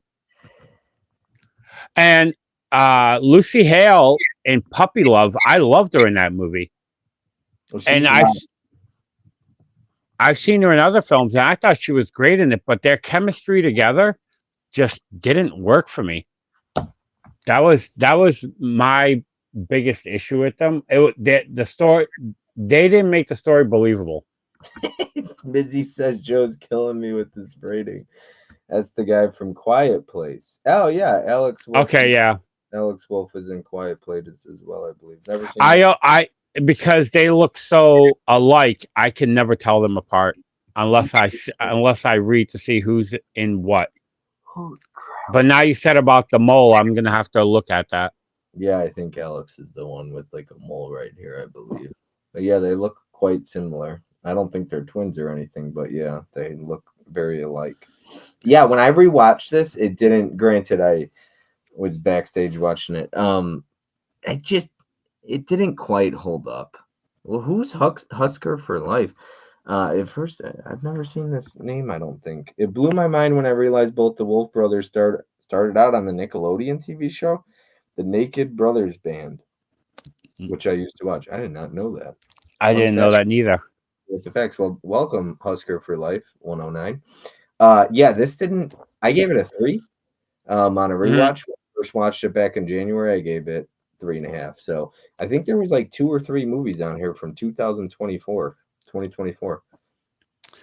I was gonna say maybe it got you in the right time, but it didn't really connect with me. And like I said, I thought it was gonna be like a good kind of rom com kind of film, but their their chemistry wasn't that good, and I didn't think even the story was that great. It's it's pretty much about both of them meeting up at a wedding and them both having a lot of previous relationship problems and them each other telling about each other's relationships throughout their life and what was going on. And the one relationship that messed her up with it's not really a spoil with a teacher. I'll go only as far as that. But Fuck. I didn't think it was, like I said, that great of a film. What? I totally forgot my notes for Snack Shack. Go ahead. Go back. Bro, Rewind. I was just gonna say I hated the way because I was like, I think I have notes for this, and I was like, fuck, I got notes for Snack Shack. I hated the way Brooke treated him throughout the movie. When she Yes. calls him shit pig. Bro, Yeah. that's what I wrote in my notes. I literally wrote like I will never let a woman speak to me like that. Like, look, I have respect for women. All I ask is that you respect me. Don't. It's just fucking mean. Like calling somebody shit pig. It's Yeah. offensive. It's rude nicknames. It's not fun. She hardly knew him, and she just met him and called him shit pig. Like, why? What kind of nickname is that? I'd never let that shit fly. Know your worth and don't settle. Like, Well, I get that's good looking well. and everything, but like, dude, no, fuck that. Well, that's why I said I felt like he was a whiny bitch because just the Oh, way he acted, he brought that negativity towards him and let her talk to him that way. And like they barely knew each other, and she was already giving him that type of nickname. It was just because of the way the guy portrayed himself. and one last thing I wrote was the ending with his dad. Spoiler for Snack Shack. His major spoiler. Seriously, if you haven't seen Snack Yeah, Shack, you need to mute this right now because I'm gonna fucking spoil the shit out of the ending. I'm gonna give you 3 seconds to mute me. Um, so when his friend died of more than likely drinking and driving, I assume yeah. at the It was very drinking and driving. very end, his dad gives him a beer on Yeah. the. I didn't get that. It didn't click with me. I was like, he's underage. He's 14 or 15 or 16 in the movie too. I guess it was like his way of saying you're a man now, but it didn't fit in that moment for me.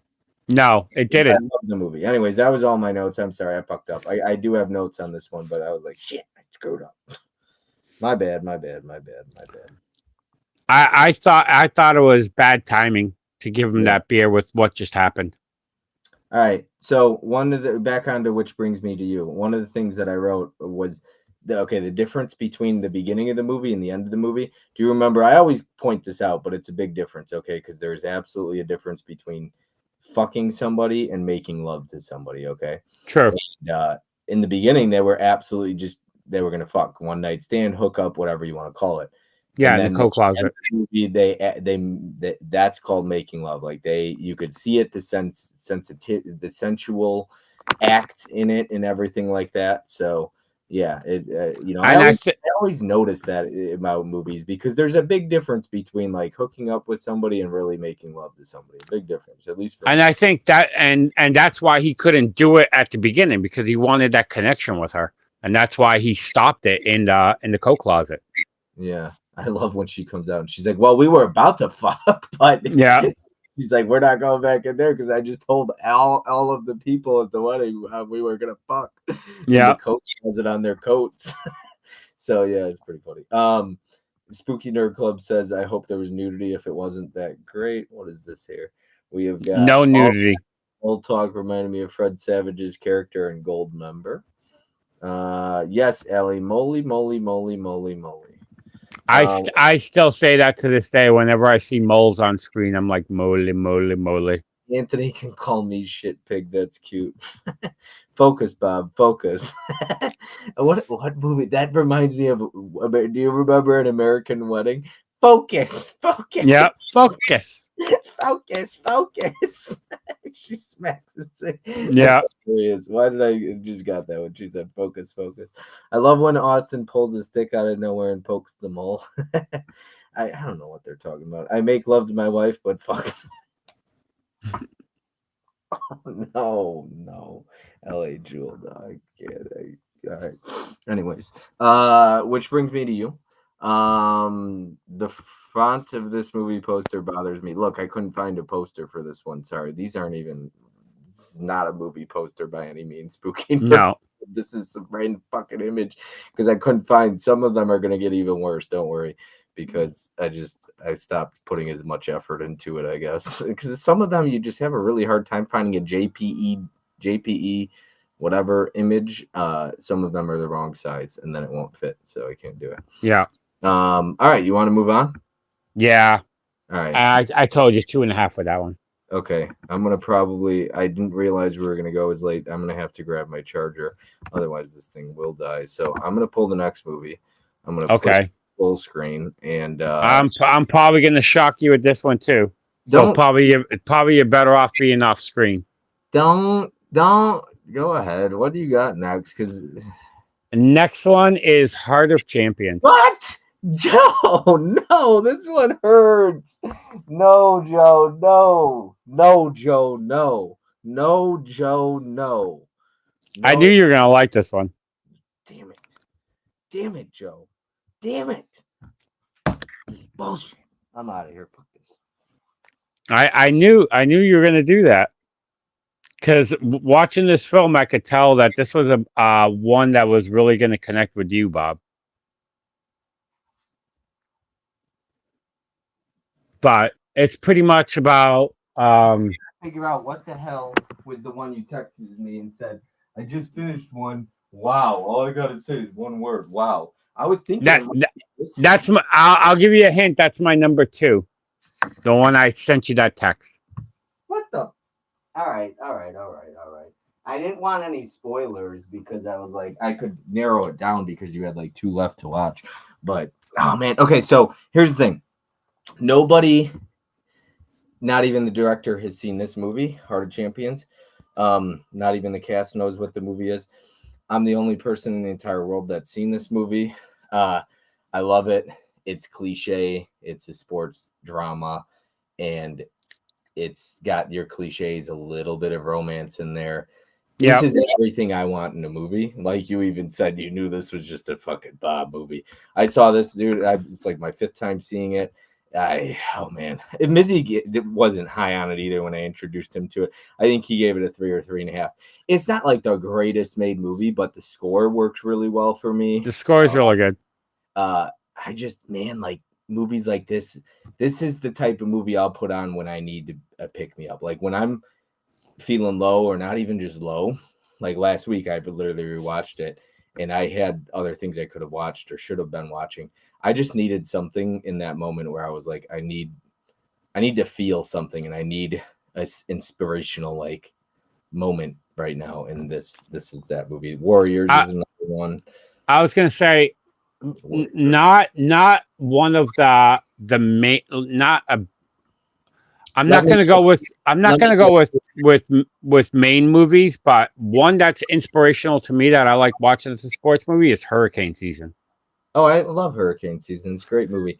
I'm guessing the one thing you hated most about this movie, and when I was rewatching and I was like, this is gonna bother Joe, is it the blonde dude played by Alex, whatever his name is? Gosh, it's the guy next to Michael Shannon, the blonde guy. Did you? I know you hated his fuck character. Is he the one that ruined the movie for you? Uh, I didn't mind his character. I didn't like the coach. What? You didn't like Michael Shannon in this? I didn't like Michael Shannon. I just thought he was stiff, kind of flat. He had that he had he reminded me of watching Bill Belichick. He was just very stiff, very dry, very you know monotone, and he kind of bothered. I felt like I honestly felt like he wasn't really inspirational when it came to the actual story. I felt like it was more to do with the rowers themselves that was bringing in more inspirational. A lot of times when you see these inspirational films, like a Coach Carter or a hurricane season, it's usually the coach that's the movie Pride. That that's the coach is usually the person that brings up in these inspirational films. He had, to me, nothing to really do with this film. It had to do more with the actual rowers and what was going on. To me, his role is like a side note to this film. So well, there's one thing in this movie that really hit for me, okay? And you know when you watch, my buddy was the one who told me this. I was like, dude, I've seen this movie, not this one. It was Disconnect. It was so funny enough, Sydney mentioned it earlier. I was talking about it and I was like, dude, I've seen this movie I don't know how many times. And I was like, every time I watch this movie, I learn something new about it or I pick up something new. And he's like, that's the sign of a great movie is when like how much you love a movie or a great movie is when you could watch something 1,000 times and still pick up Picks something up, new yeah. or just like learn something or feel something even 1,000 times watching it. And this movie for me, one of the things for me, and I don't think I wrote it down. No, I didn't, but I know I wanted to talk about it was the thing about goals. He talks about in the guy in the blonde, he raises his hand right away. Is this a lofty goal? Is this something you feel like you could work towards? There's that scene. And Hmm. I've struggled with like I'm a perfectionist, so I'm an all-in kind of person. And if I fail something, I oftentimes I'd say one of my biggest fears is the fear of failure because sometimes I've quit so many things in my life because of falling short or failing or not being good enough for it or whatever. And there's that scene in this movie where he talks about goals and he says, don't just raise your hand willy nilly or whatever. He's like, really think about it. Is this a good goal? He's like, is it something you're willing to put your blood, sweat, and tears into? And I know that's cliche to say blood, sweat, and tears, but I've literally, when I was running OCR races, obstacle course racing, I Hmm. literally felt that blood, sweat, and tears. Literally blood, literally sweat, and literally tears.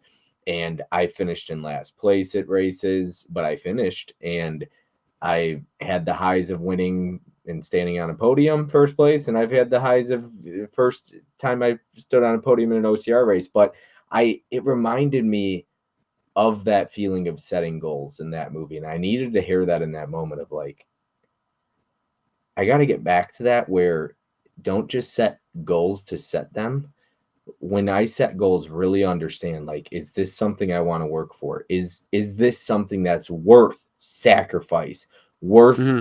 getting 3 hours of sleep for, worth going through blood, sweat, and tears, worth sacrificing things in your life, worth maybe not spending money on this or that. It's like those are things that I want to make sure I'm asking myself when I'm setting goals moving forward. And I know I went on a long tangent about that, but that was something that really worked in that moment that night when I was watching this about goal setting. I was like, man, because I want to make changes and I want to get back to where I want to be in life and become the person and the man that I want to be. And I know setting goals and having to make sacrifices will do that.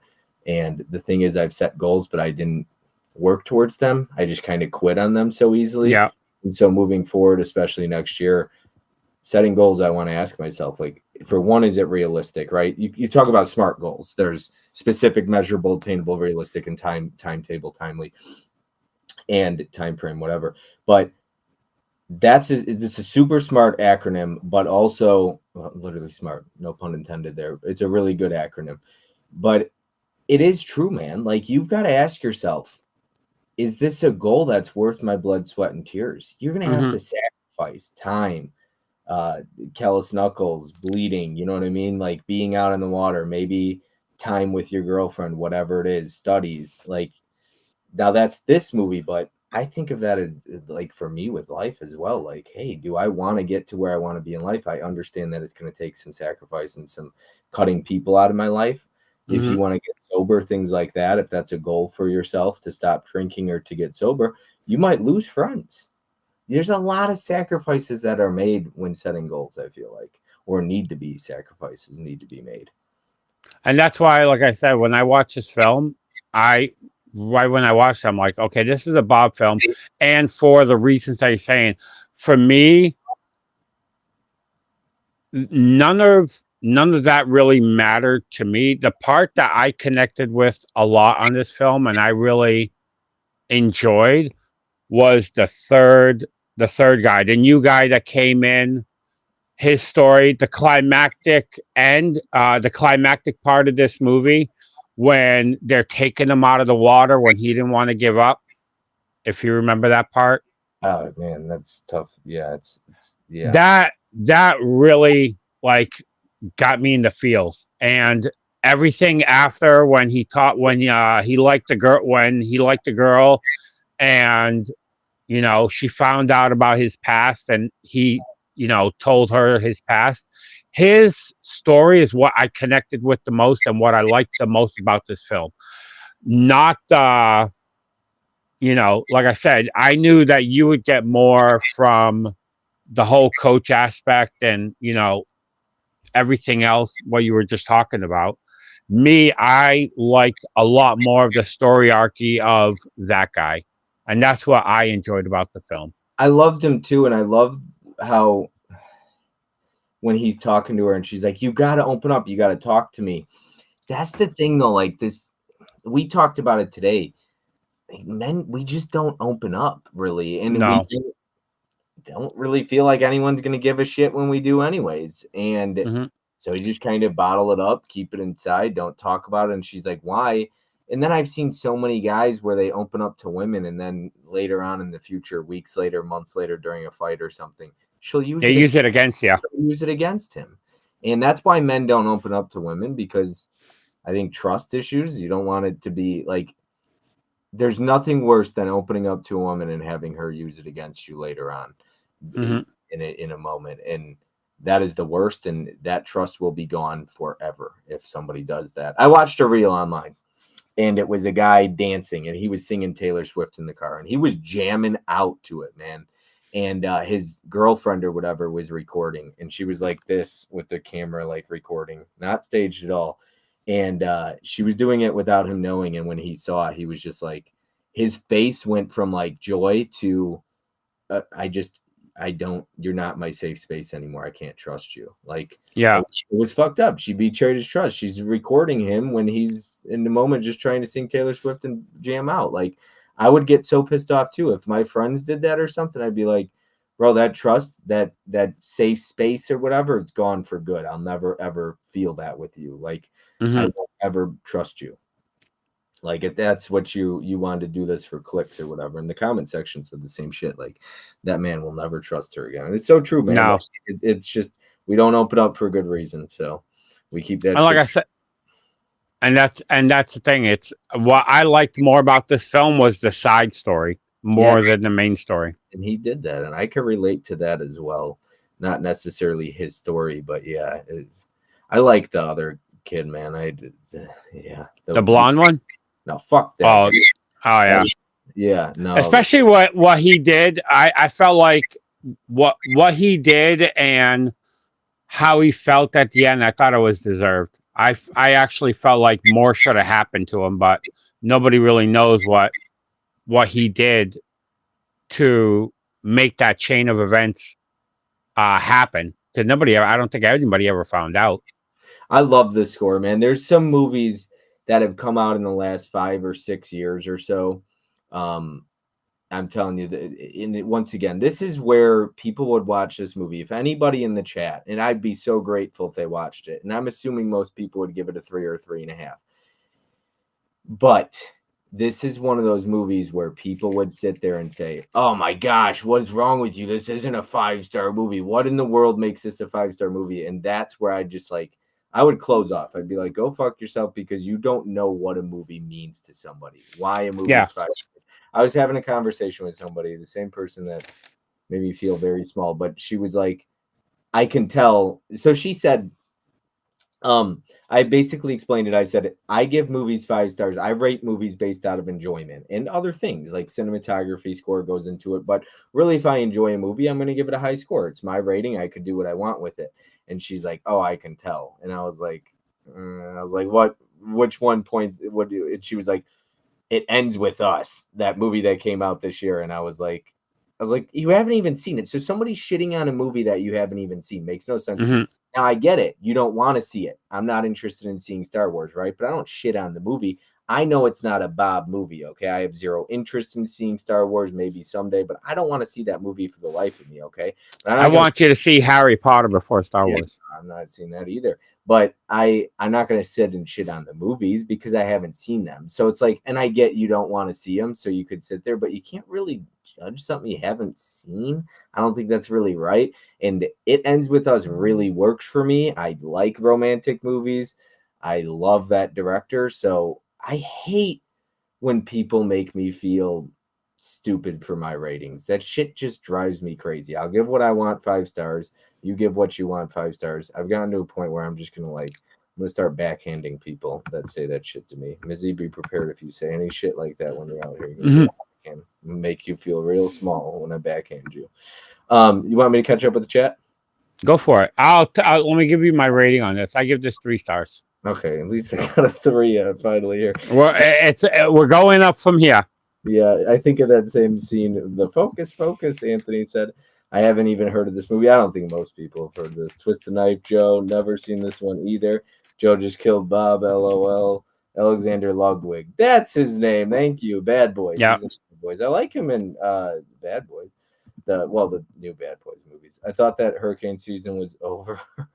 uh, wow, I like watching Bill. Anthony, you read my mind. Ellie says, "Good night, guys. I wish I can finish this, but I have to get up early. Understand? I appreciate you being No here. worries. Thank you very much. It Ends With Us was pretty okay. I saw your rating, Victor. Yeah, much better than I thought it was going to be, though. Put Harry Potter on Bob's list. Heart of Champions is great. Magic Can't Stop. Yeah, we both bought that one. Um, I'm glad he enjoyed it. Yeah, I don't think too many people are, but that's the thing, man. Like, give what you want 5 stars. Don't be apologetic for it. I understand the maybe questioning, but maybe keep that to yourself. I don't know.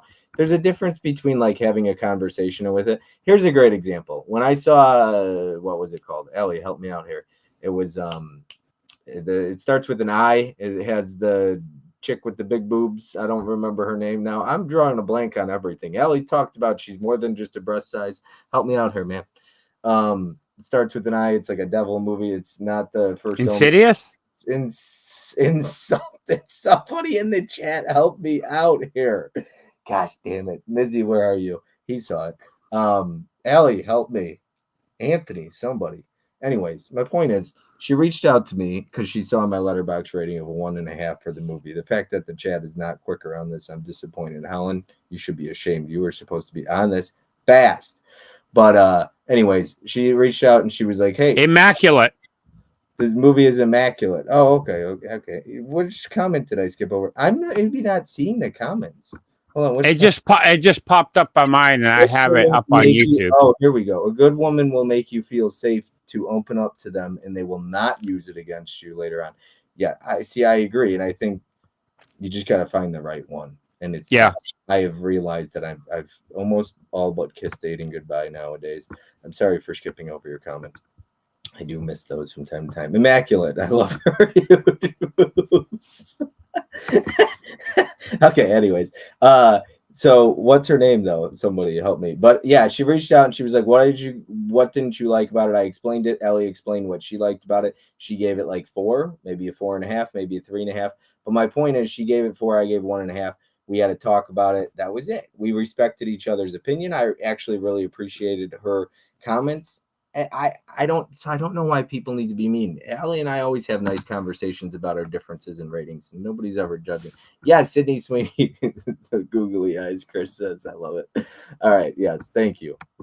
I knew Allie or Holland Oates, Mizzy. I don't know what you're doing right now, but you should have been quicker on that. I don't say I like Immaculate. I give that 3.5 stars as well. Yeah. But I know that's not your type of film. Yeah, That's something that if you asked me and said, "Hey, Joe, do you think I like Immaculate?" I know you wouldn't. That's not your bag. Ellie and Holland just made my night. I need a good laugh. Yuck, Holland.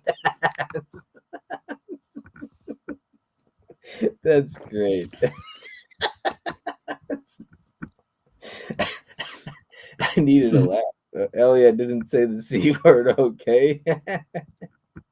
Wait, I think I know which C word he's talking about. I won't repeat it.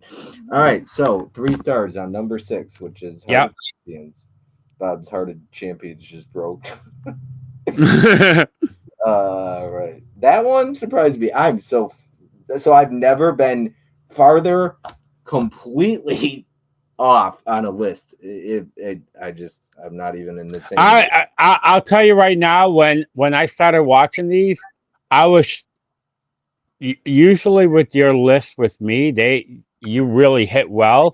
This one was like it was like a 50-50 split Mm, almost. yeah. So we got five left. What are we getting Yeah. on the fifth one? Number five is another 3 star, and it's Fraternity Vacation. Look, okay. Let me be clear about something too. You've seen every fucking movie I tried to I recommend. know. I was gonna say you have a hard. I don't. I don't give you a hard time about what you give me because, like I said, you have a hard time finding stuff that we've spent 3 hours trying to get 10 films, and you're like, Joe, you see this? I'm like, seen it, seen it, seen Yeah. it. Ellie says I'd rather use that word than talk about Sydney's body, Alan. Mhm. LOL, laughing emoji.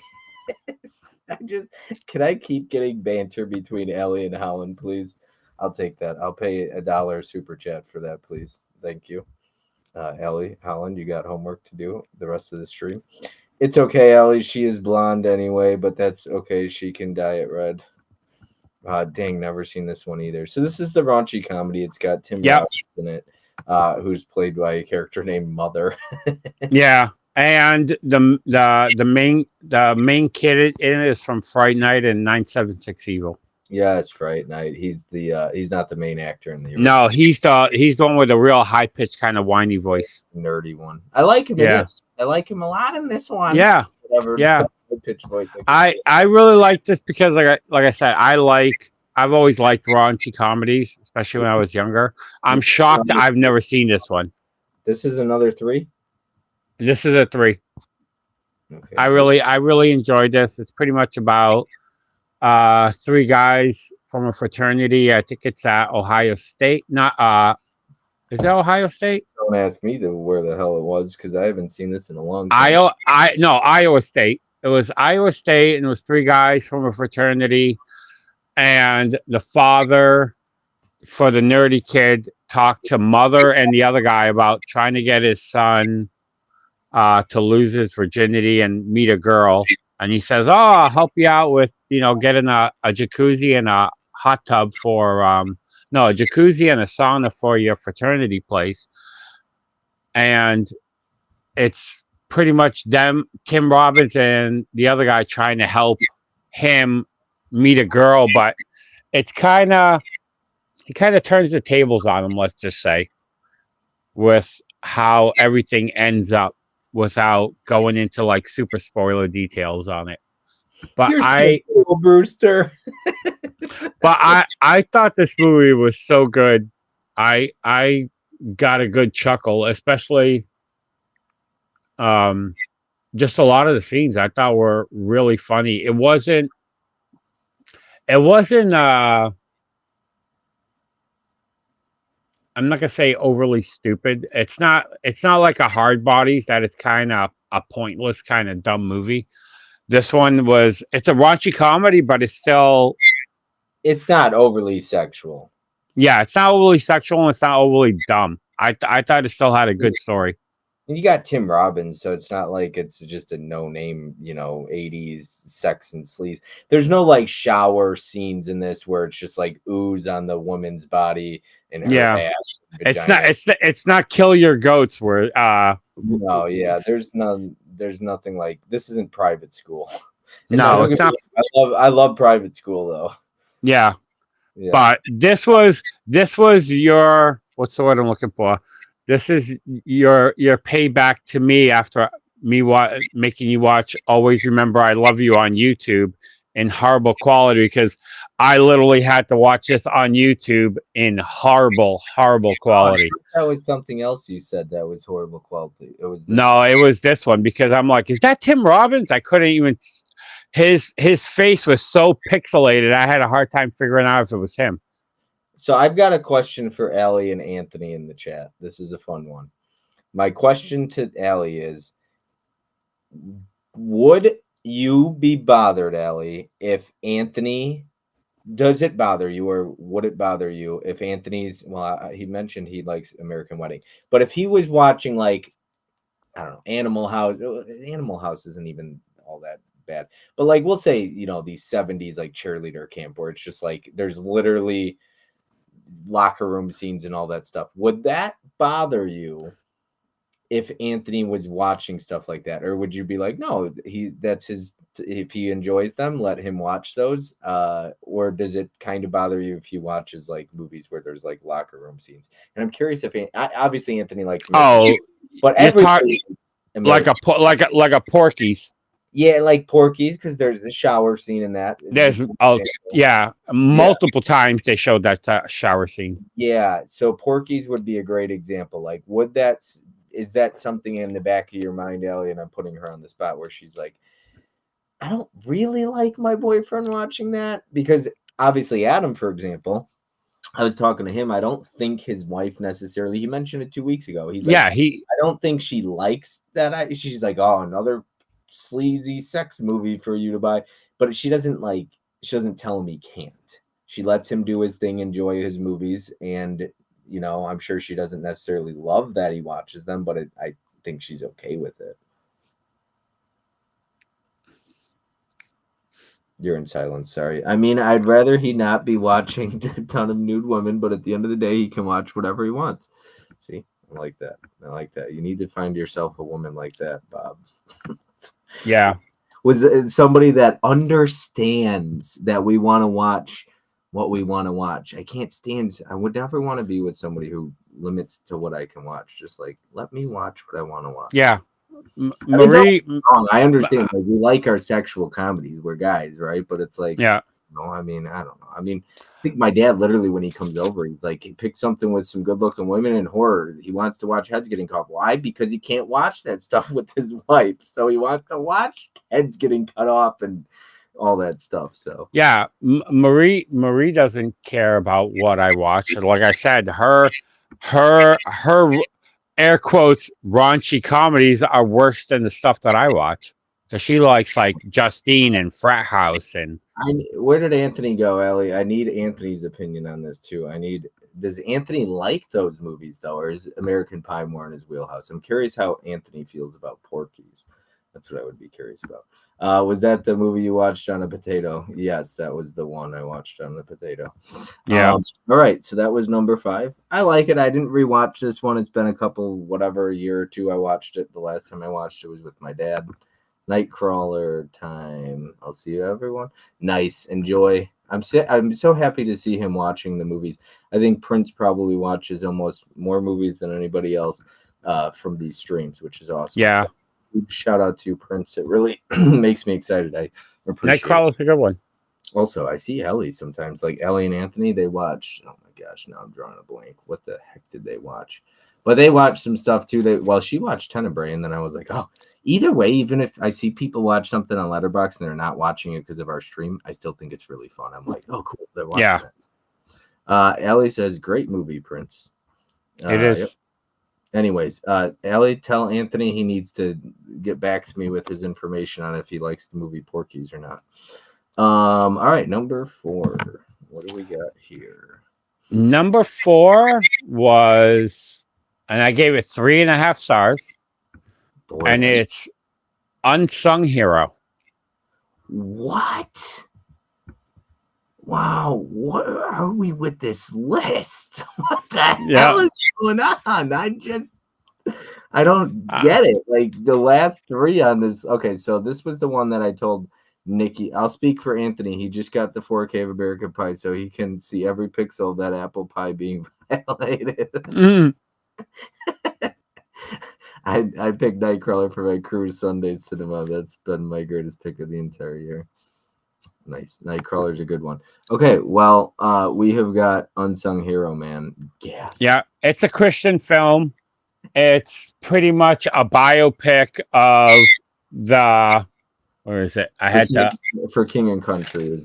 Yeah, for the small bone family that came out of Australia, and Rebecca St. James became a big country star, and pretty much the life story. I I really enjoyed this. I really connected as we were talking today about failing and failures and feeling like a failure. What happened with the father, I really related to. Of him, it's like him, trying to. He had a family with 6 kids in Australia. They were rich, and everything fell apart.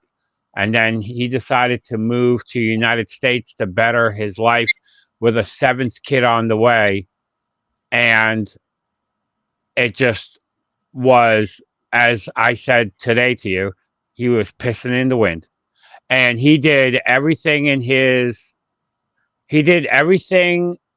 his nature and swallowed his pride and did whatever he had to do for his family. But the guy from the Fast and the Furious, I don't remember what his name is, him and the girl from Full House, um, that were rich, that were constantly trying to help him. Girl from And Full House.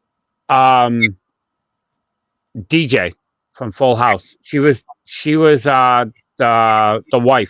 She had a wig on, a What? blonde. She had a brunette wig. No, no way. Yes, Hold on. IMDb it. Right Oh, when I saw it, even Marie goes, "That's her." I'm like, "Yeah, Nikki, she has a brunette wig." Nikki gave this 5 stars, by the way. She loved it. The reason I wanted to recommend this one to Nikki is because Nikki likes strong, supportive wives in movies where Hmm. they encourage and lift their husbands up and aren't, Yeah, belittling them hit. or feel small. And his wife is just, man, she's She was a rock. she's the rock, she's the glue. Yeah, that her and even the kids, you know, they did whatever they could to help that family. They're If like, she's we're not all going to work together and do it together. DJ, okay, DJ. I was thinking of Kimmy Gibbler, but no, sorry, sorry. That's why I was so off put on that. Wait, that was Candace Cameron Burr. Burr, yeah, she had a brunette wig on, and then her husband in the She's movie was not from the Fast. wife in it. She's not the Huh? wife. She's not the No, wife. she's the wife of the rich guy that's from Fast and the Furious Tokyo Drift. What? Oh my god. Yeah, I like him. Yeah, they're great. Yeah. Yeah, that whole couple was really good. They were rich and they were constantly doing things without them knowing. And the because of his pride, he kind of lashed out on, 'em, but it Yeah. got better towards the end. That's You wild to know, me. It just blew my mind. But it is. I agree. The first time I saw this in theaters, I went by myself. The movie broke me. I teared up about 4 or 5 freaking times watching this movie. And then after the movie was over, I walked downstairs and I had met this guy like a previous week, but I had a conversation with him for almost like 45 or 50 minutes after the movie was over. He was a pastor of a church, and we had just talked about the movie, and I got we got pretty. It's crazy how you could open up to a stranger like that. We just both were really pretty transparent. Yeah, yeah. Terry O'Quinn is in this one from Lost, and the stepfather is in this too. Yeah, he's the father yeah, of Smallbone. I love yeah, the 4 main American Pie movies: Van Wilder's Sexual Road Trip and Euro Trip, just to name a few. What about like Porky's though, Anthony? yeah. Um, but yeah, that's why I like when people look at me like Christian movies, for example. And it's funny because you like Christian movies as long as they're not preachy, but Appreciate ya. you don't go to church, you don't really believe in God or anything. I'm No, a Christian, but then people will look at me and be like, "How can you watch a movie like Porky's but love an unsung hero?" And it's just like I am. Then you got people like Tony out there who don't cuss, live, perfect example of how a person should live their life. And he watches movies like Unsung Hero, but you won't catch him watching Porky's. But he'll watch a movie where a guy gets his head cut off, or yeah. He just he likes he likes blood and gore. yeah. So it's like it's one of those things where don't what is that saying? Like don't those in glass houses shouldn't throw Shouldn't stuff. throw stones. Yeah, and like, oh, you without, I think it was in the Bible, like you without sin be the first to cast a stone. It's like, yeah, I mean, I've made my fair share of mistakes. I say things maybe I shouldn't, and maybe I'm not the greatest example of what a person should look like, but I love movies like Unsung Hero regardless, and I still believe in God and all that stuff. And I used to go to church, and it's funny because I almost went to school.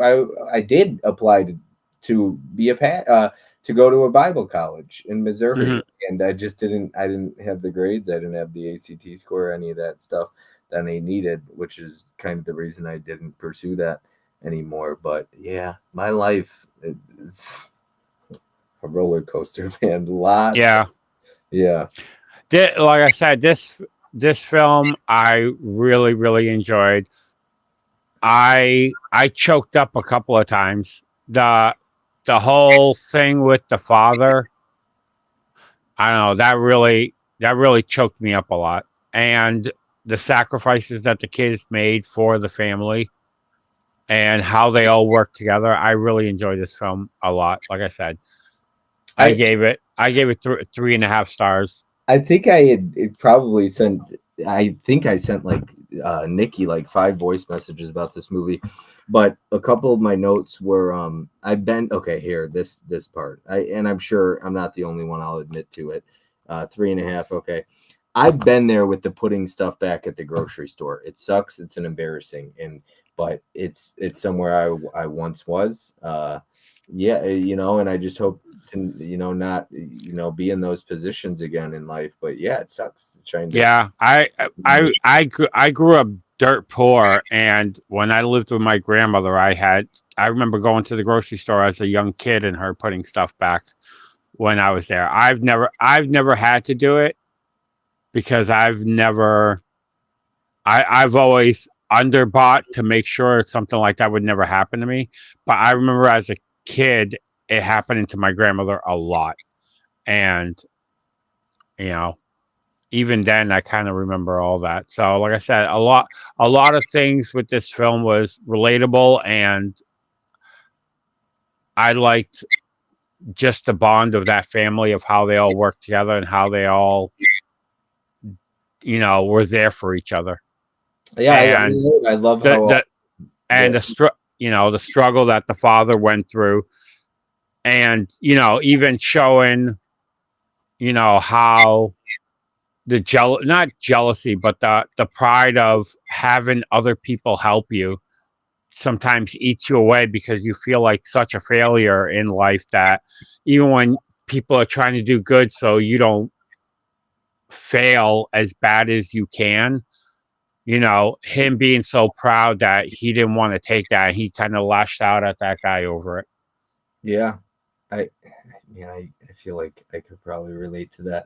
I love how all the kids help. They all pitch in or out, and they do everything and anything to make it. Odd jobs, lawn care, etc. I mean, they don't. It's funny because he was proud that he didn't want help. However, he wasn't overly prideful that he took a job working for somebody that he had like employed previously or whatever, and he In that was mansion, yeah. yeah, and then he was plumbing his toilets or whatever. So Yeah. it's funny how that works, that we'll have pride against our friends, but then I'll you know plumb shit, essentially plunge shit out of your fucking toilets or whatever.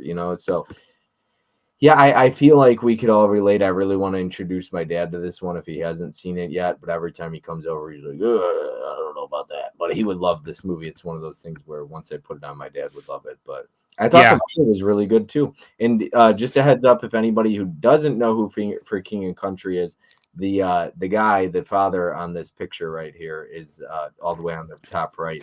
He is the lead singer. Well, it's him and his brother for King and Country, and he was actually a co-director on this movie as well. So Hmm. I thought he was pretty good as an actor, I because thought he was really good. he's a singer. So yeah, their family's very successful. They made it, but it's crazy. Like when you watch these movies, and that's why when people want to crap on like Christian movies or something like this, I'm like, for one, this is based on a true story. Number two, it's a real story about their life, and I love movies where we get to see where families have what they've been through. And like Yeah, and Nick, the struggle. American Underdog, he likes movies as long as they're not preachy as well. American Underdog is directed by the Irwin brothers. They also did I Still Believe, and they did I still believe in that. I Can Only Imagine, and I Can Only Imagine is it's another like biopic. I Can Only Imagine is one of my favorite movies of all time, right Yeah, there. it's good. I like I said, like you said, I'm not religious in the least bit. I don't go to church. I've never gone to church. I don't mind Christian films that are like this, but something like a Fireproof, to me, that's like it's almost spoon feeding it to you, and it's way too much. That's like, Yeah, or that's the or like this film. This film I know is a film that you like that is not overly preachy, and I know it's one of your favorites. Oh, Home Run. Well, that movie's. I mean, it's a great movie because I went through that. I did Celebrate Recovery. I literally Yeah, was there. I but literally watched every that's Celebrate. but I was gonna say that's a religious film. That's a Christian film, but it's not overly preachy. No, it's more about the So addiction, and Celebrate Recovery is at the heart yeah, of the movie. So yeah, that's but something like a Fireproof, I think it's just like way too much. Or like a Left Behind or the God's Not Dead films. Those are just too much. God's Not that I do agree with. The Kendrick brothers, I like them. They're the ones who did Fireproof, Courageous, all those. I think Courageous might be their best movie, but they get pretty heavy into, if you're not a believer, it's going to be hard to enjoy those movies. Yeah, Very hard. They just recently put one out, and it comes out very soon, called Forge, and it's it. I saw it in theaters, and it's there's a lot in the movie. Like, it's pretty heavy, not heavy handed, but I won't disagree with that. And I think that's why yeah, the Win brothers, for example, the ones who did American Underdog, make great Christian movies because they don't preach it or shove it down your throat, but they it's there. they It's just not they shoved down your throat. yeah. This one I feel like if you don't, it's it's a religious kind of film, but like you said, I feel like anybody, even if you're not religious like me, it's something that you could still go into and enjoy as just a regular film. Yeah, yeah, I agree. Completely. This especially, I mean, I don't know, Nikki enjoyed it. I'll just say that, and she gave it 5 stars. You Hmm. want to get to know her, ask her yourself. But as far as believer and things like that, how she grew up, Christian, non-Christian, or whatever it is, she gave it 5 stars. So there's your Yeah, answer for that. Sound of Freedom is a great film. I haven't seen Sound of Freedom, Chris. Sound of I was gonna say Sound of Freedom I saw, but to me it was a good one time watch. That film's about Nice, Prince. sex trafficking. Sex trafficking. I own it. I got to see it. Yeah, I still believe is awesome movie. I love that movie. That's another biopic about Jeremy Camp, who's another Christian Yeah, artist. That's his wife. It's a real good movie. All right, number yeah. 3. Number three. Are you shocked with the last three so far? Dude. I'm nowhere near 1, 2, and 3 are just freaking whacked out of. Go on. You just threw me for a loop tonight. Number three. Daddy's Little Girls. All right. Mizzy was like, "Oh, you recommended this to him?" I was like, "Yes, I did. He needs some. He needs some culture." I said, and he needs some. I I was surprised how much I liked the Tyler Perry film Yeah, you need a little chocolate pudding in your life. because uh, I'm not the biggest Tyler Perry fan, but I Dude, really so enjoyed this as film. a somebody who's a father, I figured this might work for you. It's a hard Yeah. watch, yes, but very impactful. They make it. Oh, here, this was the comments about the Irwin brothers. I think Irwins are really good at making faith-based films because in their movies the characters are Christian, but it is not done in a way where the characters look religious nutcases. Agreed. Hmm. They make it so their faith is part of their lives, not the premise of it, and that's why the Irwins do a great job with their films. And almost all their movies are based on a true story. I haven't seen Jesus Revolution yet, though, but that is one I think they directed and I need to see. Oh, I cannot stand the Medea films. This is not a Medea movie. There's no Medea. Medea is not in this. No. There's no Medea whatsoever. Little chocolate pudding. Mizzy likes that reference, Ellie, when I told him that. But yeah, I mean, I like Gabrielle Union and I love Idris Elba, but Yeah. is Tasha Smith not the worst character you could ever? She is horrible. Her and her drug dealer boyfriend were. So bad. Well, So bad. he's bad acting in it. His acting is not up to par. No, his acting wasn't good at all. When I rewatched this, I'm in between a 3.5 and a 4 on this. When I rewatched it, I was like, they're not in. They're not, like they're they're not. They're in the ghetto or whatever, the hood, but they're not even that rich. You know what I mean? For like being rich, they're still Yeah. living in the slum. You know what I mean? Like they're in the complete hood, whatever. You know what I mean? Project. Who? Tasha? And yeah, Well, you got to remember they had money, but because he was a drug dealer and he was drug dealing at the school, literally at the projects right across from the school or the church. I forgot where it was. Because of that, he lived. He lived where he worked. It's pretty much like they say. Sometimes you don't shit where you eat. He was shitting where he's eating. yeah, yeah. It's when I rewatch it, I still love this movie. It's not like it's got its flaws, you know what I mean? Yeah, There's some cheesy moments like the dance and the song that plays. I was like, oh boy, this is pretty cliche, you know. All black that. movies, that got me. There's things you see in every white movie, like with white people. There's things you see in like every black Mhm. Tyler Perry movie. That, and I thought a part that I thought was kind of cheesy, but again, I still liked was when he was the chauffeur for uh Vivica, and Yeah, yeah. she was talking about her sex life and all this other stuff. I'm just like, and he's kind of rolling his eyes, and I'm just like, oh boy, this is a little bit over the top. You know what I mean?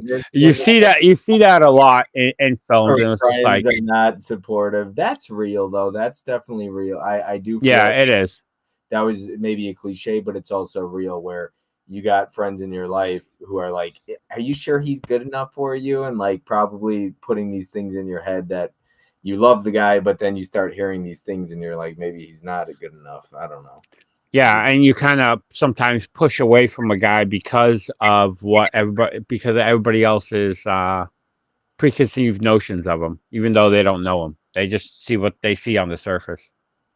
But I really enjoyed this film. I liked the love that he had for his three daughters and the the fight and pretty much what he wouldn't do for them.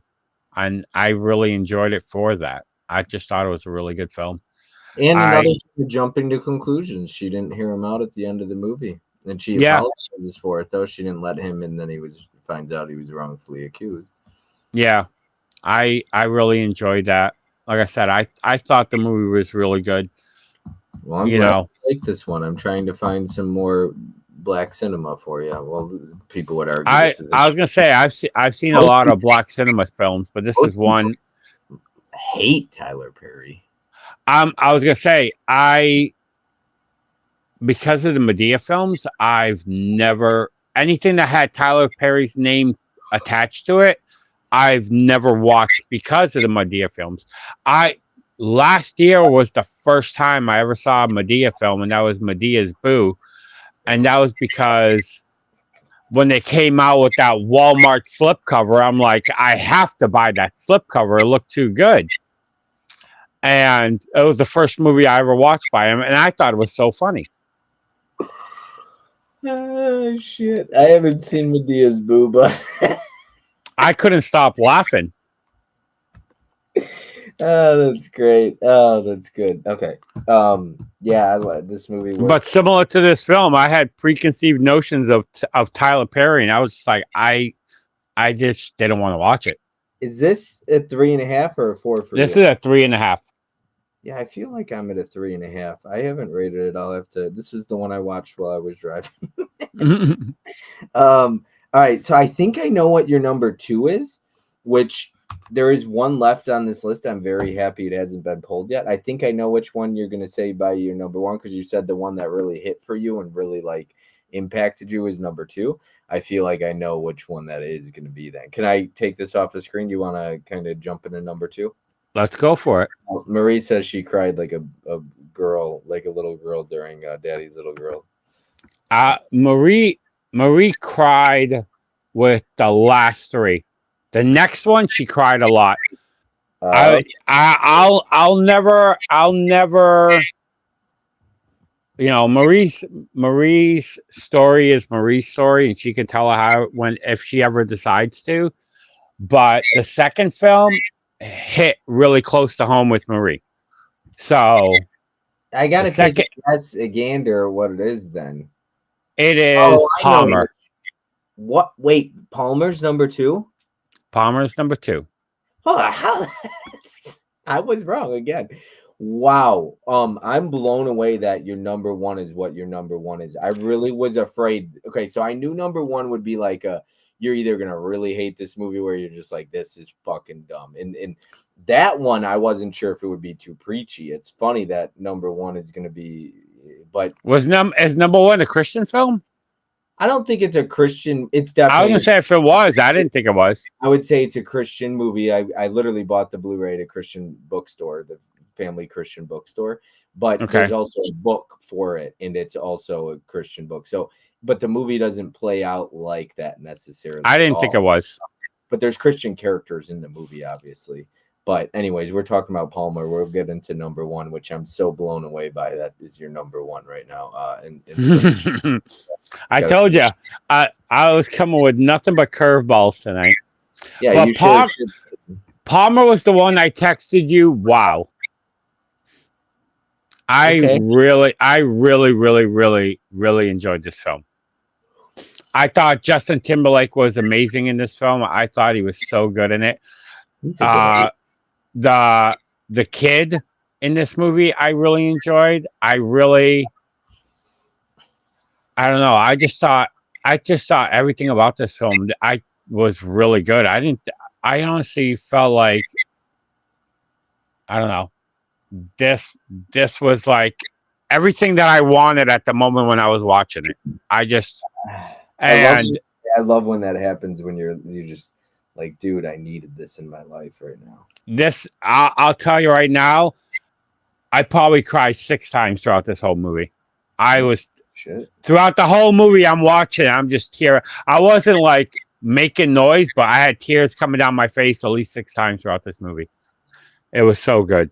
I'm so glad it worked for you. I watched this one. I rewatched about 3 months ago, 2 months ago, and it was a good rewatch because it was about 4 years. I think Justin Timberlake's really underappreciated actor, and Yeah, I have my opinions on when it comes to politics and things like that. This isn't really transgender. It's more of about a boy who dresses up as a girl, yeah. um, or wants to kind of be a girl, I guess. I don't know the age and everything like that, but there's I some things in I it. was gonna say I was thinking that the kid's probably like between 8 and 10. Okay, If I yeah, had to guess, and he's between 8 and 10. there's a scene where Justin Timberlake's character tells him, he's like, "You're a boy. You don't play with Barbies." Yeah, you don't play with dolls. Yeah, you don't play with dolls. That's like, are you not a boy or whatever? So yeah, there's some things about the movie where I'm just like, I have my opinions. I'll keep it to myself on here, especially today or yesterday, whatever, with the voting and everything like that. But yeah, it made me wonder things about like my beliefs in myself watching the movie, and I think it's really well done, and I think it's just really it's a really good movie. I gave this one 4 stars myself. Yeah, I give this one 4 stars. I really enjoyed it. I like I said, I had to subscribe to him to Apple TV to watch this, but Isn't I there was isn't there a scene when he says, I'm not gonna abandon that boy, right? That's what he says. yeah, I'm not gonna abandon that boy the way everybody did in my abandoned him. yeah, and he's like, I will not do that. That scene gets me. That scene gets Yeah, me for sure. I appreciate it. and that's a lot of what got to me is you know he wanted nothing to do with this kid at the beginning because the way the kid acted, he he just kind of dismissed him. But as the film went on, it was like, you know, I'm not saying that he saw himself in that kid, but I think he saw himself in that kid of how his mom treated him and the mom's boyfriend. And he didn't want him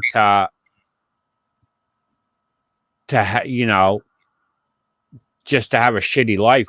And because of everything that happened to Justin Timberlake, but Justin Timberlake was his own, um, during through his own hands that what happened to him. Chat was quiet. I wasn't sure if it was. Sometimes the chat's just quiet. Because Yeah, probably a lot of people haven't seen these. Maybe. yeah, Palmer. Yeah, Palmer. Yeah, maybe. Apple puts out some good movies between this and Cha Cha Real Smooth. It's a good one. Yeah, Um, this one. with this version of Justin Timberlake, I really like Justin in pretty much everything for the most part. So Alpha Dog, this, I was gonna In say, Time, I like In Time, Friends with yeah. Benefits. Oh man, I love Friends with Benefits a I lot. don't. I've never seen a Justin Timberlake film that I have not that I can say that I haven't liked or said, "Oh, Justin Timberlake ruined that film." Yeah, no, and that's why if I ever hear people blaspheme his name, he's good. He's really good. He's a good actor, man. So, And um, like I said, he showed it in this film. yeah, he showed his acting chops for sure. He's really good. All right, so you want to discuss number one? Let's go for it. I know you and I both got to get up at a decent time here. All right, so number one absolutely blows me away. I think I still have the book for this, and I don't read books, but this movie's all. I'm so pissed. This is the one I wanted to rewatch, and I didn't get around to. So there's like 12 lessons or 12. Oh man, I'm fucking pissed I didn't watch this one. But anyways, we got The Ultimate Gift is number one. Yep. Um, Abigail Breslin, and Yep. so how did this end up number one? I really like the message. Pretty much about a rich kid that is. I'm not saying uh like was kind of not messing up his life, but really didn't care for anything after what happened with his father and the grandfather kind of want his grandfather died, and it kind of reminded me of like a different version of Brewster's Millions. Yeah, and I hate this word, but I guess it would describe him. I hate the word white privilege, Yeah, um, but I feel like it in a way it describes him. He was for sure very entitled, very privileged, and came from a wealthy family, like you said. He was pretty handed everything his entire yeah, life until one day. And I just think the what I love about this movie is all the lessons in it. yeah, and that's what I liked about it. I liked all the lessons in the movie. I really enjoyed, and all the things that he learned. And then when he met Abigail Breslin and her mother, you know, they were pretty much, he wasn't really teaching her anything. It was more her teaching him, and pretty much everything that happened with that part of the story. And the sacrifice, not the sacrifices, but the choices that he made at the end when he got his final lesson and what he did. I haven't seen this in 5 years, but there's that scene with his ex. This is so true, man. Like, what have I done for you lately? Kind of thing. All of a sudden, Yeah, you come into money, and everybody that nobody had his back, dude. That's something I gotta rewatch this. It really pissed me off. I didn't get around to it, but if I remember correctly, he had a couple friends, or he thought he had some friends, and he realized really quick when he had was no money. homeless and had no money and all this stuff, how he had no friends all of a sudden. He didn't have a No, true friend except for Abigail Breslin. yeah, and his girlfriend when Yep. they were out to dinner, And she and his cards were getting declined. And he's like, "Oh, can you pay for dinner this one time?" And she just got up and walked out on him. yeah. And then later on, the movie shows up and sees something on the table on it without spoiling it. And she's like, "Oh," and then she's all, kind of trying to get back into his life. Yeah, it's not going to work for everybody. The movie's about 12 gifts. He gets these gifts. If you haven't seen it and you're interested, I don't think too many people. There's one letterbox rating that I have on my letterbox, and the person gave it a half a star. So, um, Really? yeah, there's only one review and it's a half a star. Wow. Okay, so in order of completion, I mean, this is a spoiler for you if you don't want to know the gifts because it kind of is a spoiler, but it's the gift of work, the gift of money, the gift of friends, the gift of learning, the gift of problems, the gift of family, the gift of laughter, the gift of dreams, the gift of giving, the gift of gratitude, the gift of a day, and the gift of love. And I love that. The one of my favorites is the gift of work and he doesn't understand what these are throughout. He doesn't understand them, and we actually Hmm. don't really quite know ourselves. I think it tells us, but the gift of work, man, like that's the one that I always appreciate. That hits pretty hard for me. But some of these really hit, man. Like the gift of a day, Yeah. uh, gift of love. There's some really good ones, and he's just trying to teach him all these lessons, and he might not even learn. But that's the thing. We're given these gifts, and sometimes we don't learn. Sometimes we do.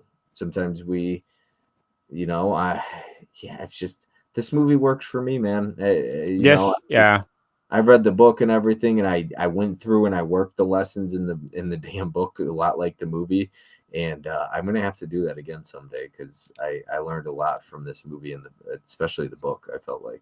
Yeah. This movie choked me up throughout the whole movie. Throughout the whole thing, I really liked that. I thought James Garner was so good in this, and you know, I really really enjoyed this film. I felt, I don't know. I just feel it just, I don't know. Sometimes it makes you want to strive for more watching something like this. Yeah, the thing with the ending for me, it's like, and just realizing like I've sold my entire collection at times, and he doesn't. I mean, sure, he gets a nice place by the end, or he gets his place back or whatever. But like he, all that money, I mean, Get eh, Yeah. what, a couple $1 million, or what was it, 50 million or something like that. He At the end it was with the children's hospital, yeah, 250 million, $250 million. He and he takes gave it away. and he gives it away. Well, he starts a children's hospital or whatever it Yeah. was called. But yeah, it's and I know people could sit here and say, well, that's super unrealistic, but it's not. He goes through so much in the movie to get to that spot. If years or weeks or months before that, he would have never done that. But uh, No, and you gotta look at it also. It was somebody that always grew up with money, mhm. and since he was young, his whole family is loaded. So somebody like you or me that came across $250 million compared to somebody that's already a multimillionaire and grew up like that, we're all gonna have different reactions to that type of money. If that makes sense. It's Yeah, like, somebody like him, he's like, oh, $250 million, I'm gonna just give it all away to do this. But somebody that was more unfortunate would probably go, oh, I'll give 150 million and keep 100 million for myself and not give it all away because they're not going to have anything in the end. But somebody like him, even with him giving all that away, he's still going to be okay in the end. I Even bet you okay. It's no secret. Okay, so obviously you've been selling off your collection or part of Mhm. it, but you'll keep some of it. But you said you would have probably sold more if Marie wasn't like, hey, keep some stuff for yourself, things like that. Don't sell all of it.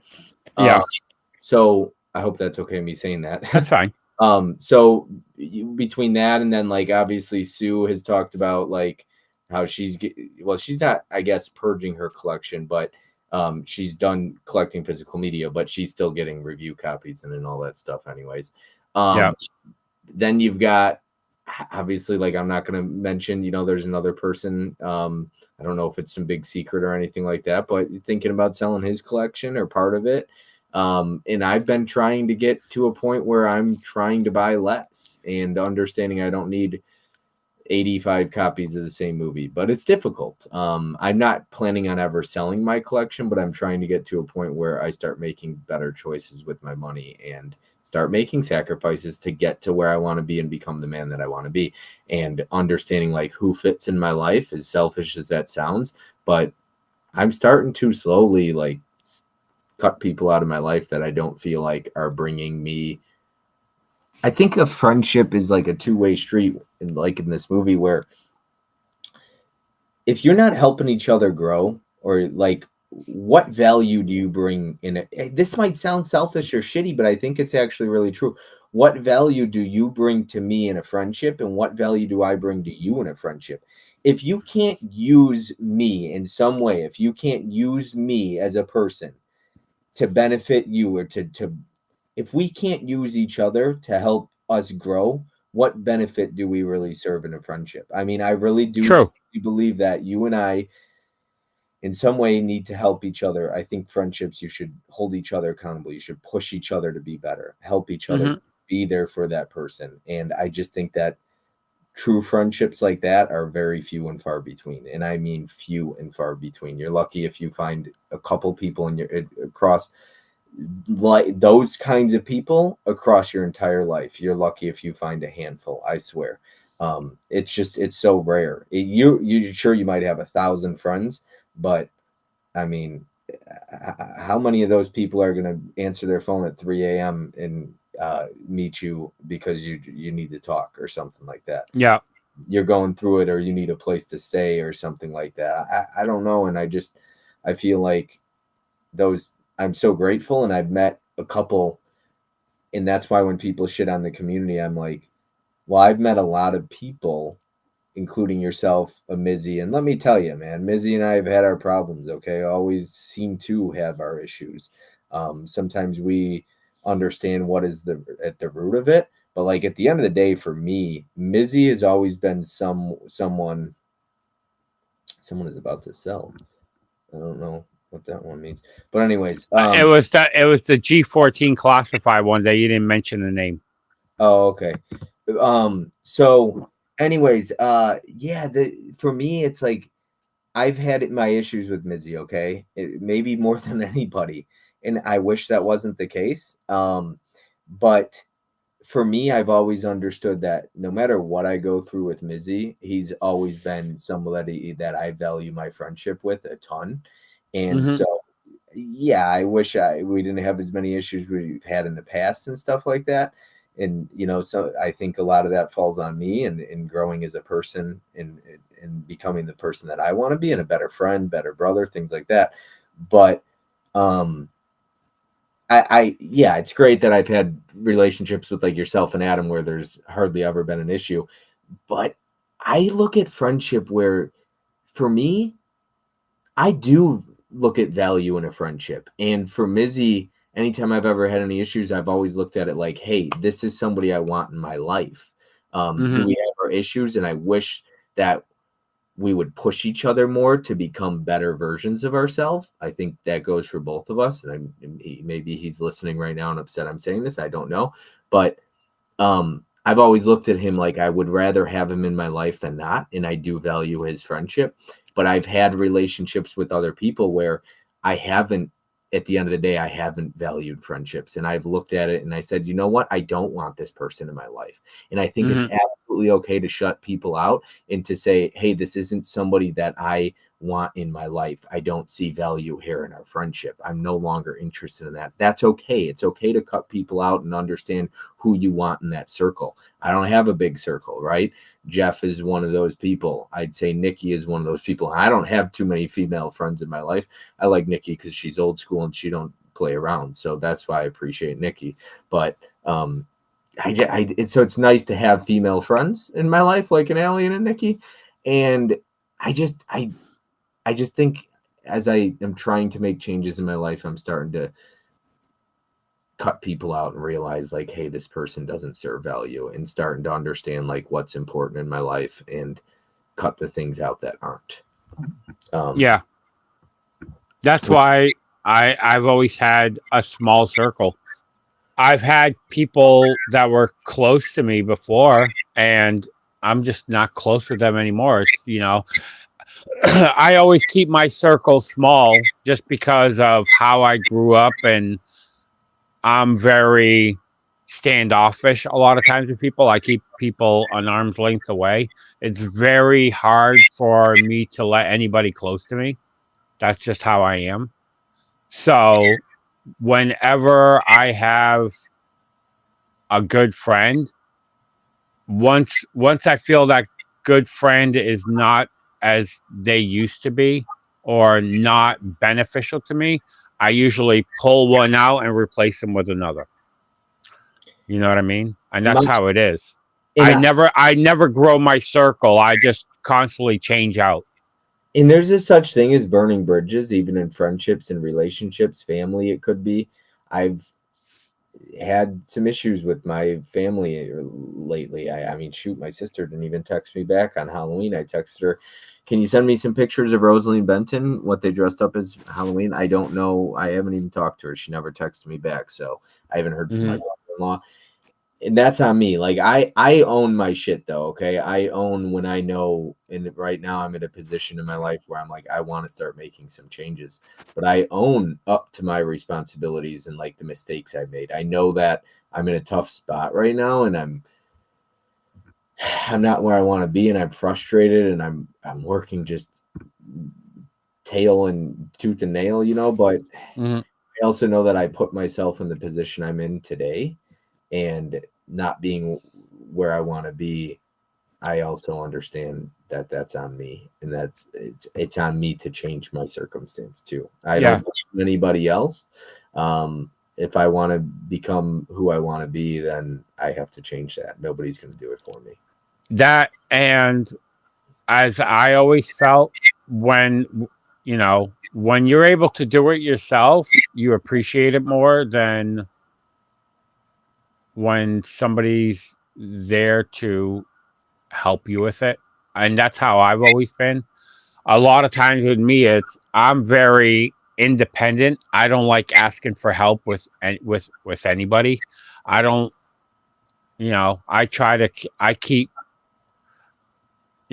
my stuff usually private, even in my personal life. I don't really talk to people.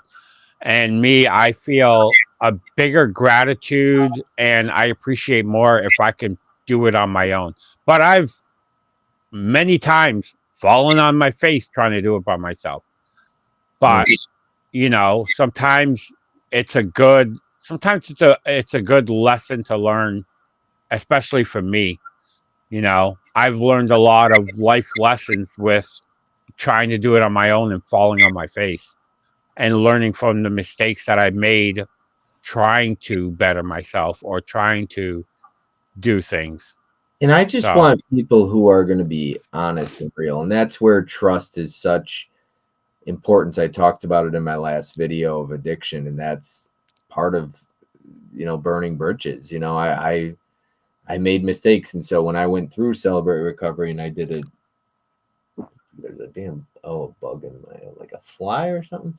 But yeah, anyways, I burned bridges, and that was part of the 12 steps of recovery and having to make amends when was possible. And it's it's tough, it's humbling, and I know that I've hurt people in the past, and people have hurt me and not telling the truth. Even a simple, I know I've had conversations with somebody on Instagram about it, like a little white lie. I think even that could do damage though. yeah. So I'd rather people in my life be completely honest. If you don't like me, tell me. Don't beat around the bush. Don't waste my time. Be straight up with me. If you're going to talk shit to me, do it to my face. Don't do it behind my back. I want people in my life who build me up, and when I'm not around them, they talk highly about me. And Hmm. unfortunately, I've been around people that I thought like were really good friends, and I still call them friends to this day. But it still hurts that in the past I found out I heard them talking crap about me, and that hurt, and it's something I'll never forget. I moved past, I forgave things like that, but it still hurts. I still remember it, and Hmm. so I definitely want people in my life who ideally my friends are the type that are always going to talk highly about me behind my back. I never have to worry about them saying shitty things about me behind my back. And it's funny, me and Jeff were talking behind Corey's back the other night, and it was all positive, man. And I was thinking to myself, like a couple hours after that conversation I had with Jeff, I was like, the way Jeff and I talked about Corey is how I want people to talk about me when I'm not around. Like if I were Corey, if he knew, he doesn't know what we said. I don't even know if he'll hear this, but like Jeff and I were just talking highly about the guy and Hmm. really nice things. And that's how I would want my friends to talk about me. The things Jeff said about Corey and I said about Corey. That's, I want to be somebody like that, that people look at and go, man, that Corey guy, like, he's just a good dude. You never hear anybody talk shit about Corey behind his back. Hmm. There's three people I've never heard anybody say bad things about in my life behind their back when I'm with them or anything like that. Jeff, Corey, Tony. Three people. And you look at them and they're good people though. You know what I mean? They don't Hmm. hurt anybody. They're kind. But yeah, behind anybody that I've ever talked to about those people when they're not around, it's always positive things. Hmm. So I strive to be like that one day where my friends, you know, are gonna say nice things and not talk shit about you behind your back. I'm gonna kill that True. fly. All right. Well, that's that. That was number one. So that was a good one, man. I was pretty surprised by that. How many stars for that? 4.5, four? That was 4. Four. Okay. Gotcha. Yeah, That's 3 or 4 for me as well. All right. Two 4 stars on here. No 4.5. I got a 4.5 last time. Forever you strong. did. All right. My prediction for you was way off. Number 10, which brings me to you. Number 9, The Ultimate Gift. 8, Fraternity Vacation. 7, Showdown. 6, Daddy's Little Girls. 5, Palmer. 4, Unsung Hero. I think I got that right. This is where I Yeah. leave. Number 3, 2, Snack Shack. 1, Heart of Champions. Wow. Wasn't even in the ballpark. What did No, the way I had you listed was This Is Where I Leave You, Snack Shack, Showdown, Fraternity Vacation, Daddy's Little Girls, The Ultimate Gift, What Brings Me to You, Unsung Heroes, Palmer, and Heart of Champions. All right, you're way off as well. Number 10 was Which Brings Me to You. Number 9, Fraternity Vacation. 8, Showdown. 7, Daddy's Little Girls. 6 was The Ultimate Gift. 5, Palmer. 4, Snack Shack. 3, Unsung Hero. 2, This Is Where I Leave You. 1, Heart of Champions. That's correct. So I only got 2 right, Heart of Champions and Showdown. I got in the right spot. Besides that, What re- is, I gotta kill this fly. What is your it's November and I still got a fly in the damn light. What is your overall ranking? uh, a 3. Not a high 3, but a 3. Okay. Because there was a lot of two, No, 2.5s. you didn't have to go with that. Not a high 3, just adds up. It's a very low 3. um, no, it's so good. Okay. And then we talked about yep. But before I forget, let me give you Marie's list because Marie wanted me to let you know what she ranked them. Okay, give me 2 seconds. Hold on. 1 second. Okay.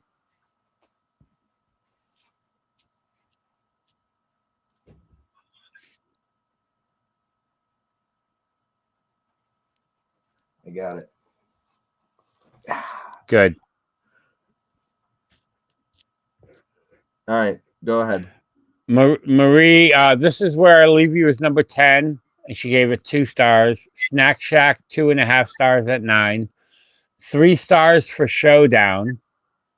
8. 7 was 3 stars, which brings me to you. 3 stars, number 6, Fraternity Vacation. 3.5 stars. Number 5, Daddy's Little Girl. Number 4, 3.5 stars with Palmer. Number 3 was Heart of Champion. She gave 4 stars to. Number 2, 4.5 stars for Ultimate Gift, and number 1, Unsung Heroes, 4.5 stars. Okay, we're gonna have words later, Marie, about this is where I leave you.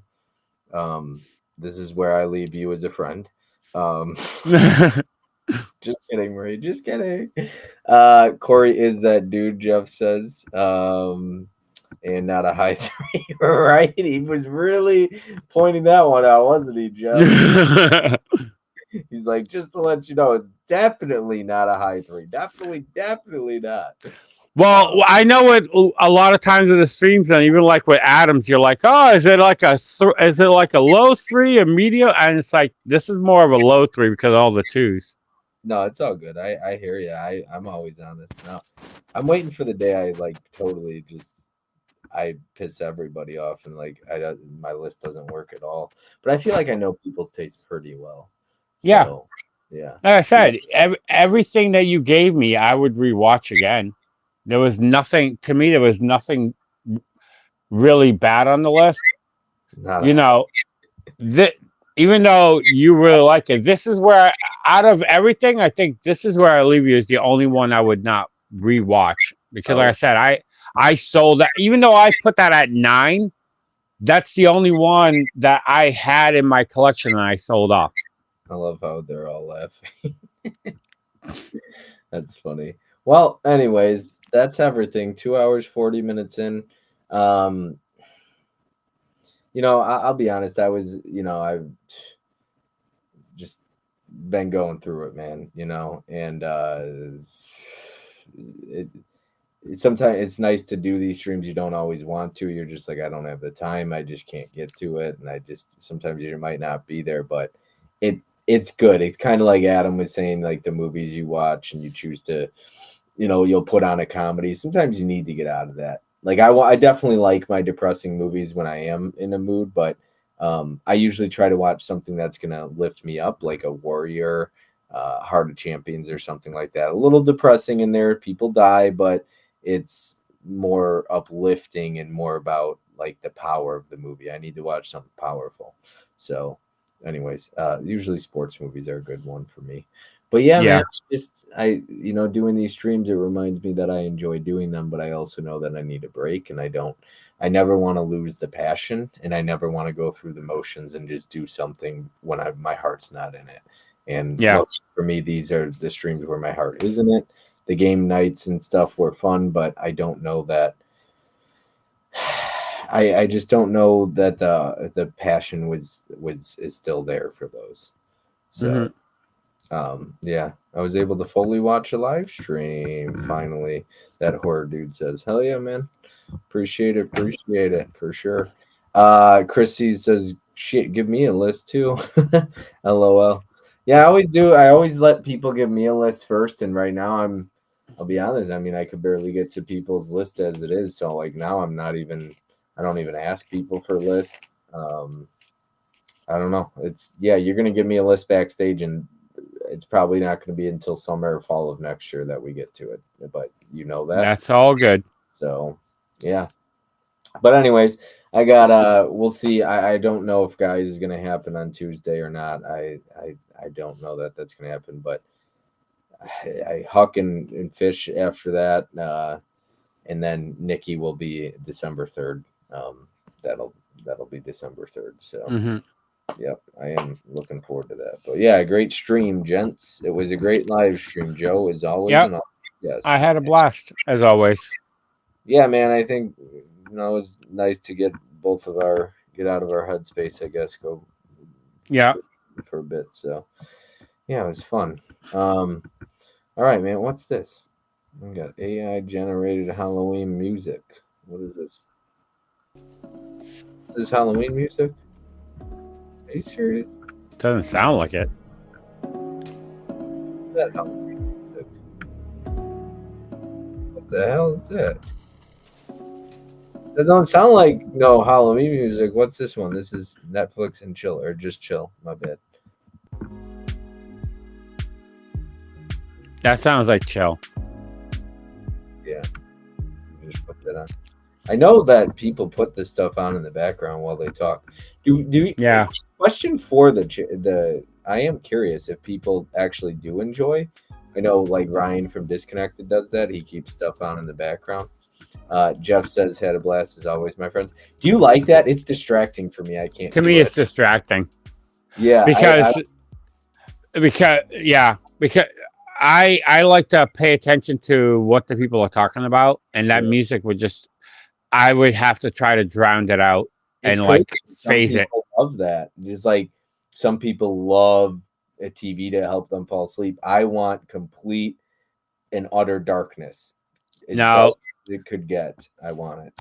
Now I need a me fan. me no me I'm weird that I like Marie says I'm a vampire because me I like the house super dark all the time. I don't like lights on. But when I go to bed, I like a TV on. Mm, Just mm, because when I grew up in the city and it was always so loud. So I need some kind of noise to make me fall asleep. So I make because of me growing up in the city and all the cars driving by and all the freaking loud stereo systems and all that stuff going by. It's just like I need that. I need that constant noise to fall asleep. yeah. If it's too quiet, it's like it reminds me of like what's that? I think it's Black Sheep when they go out to out to that cabin and he just starts. It was just no, it was oh you never seen it.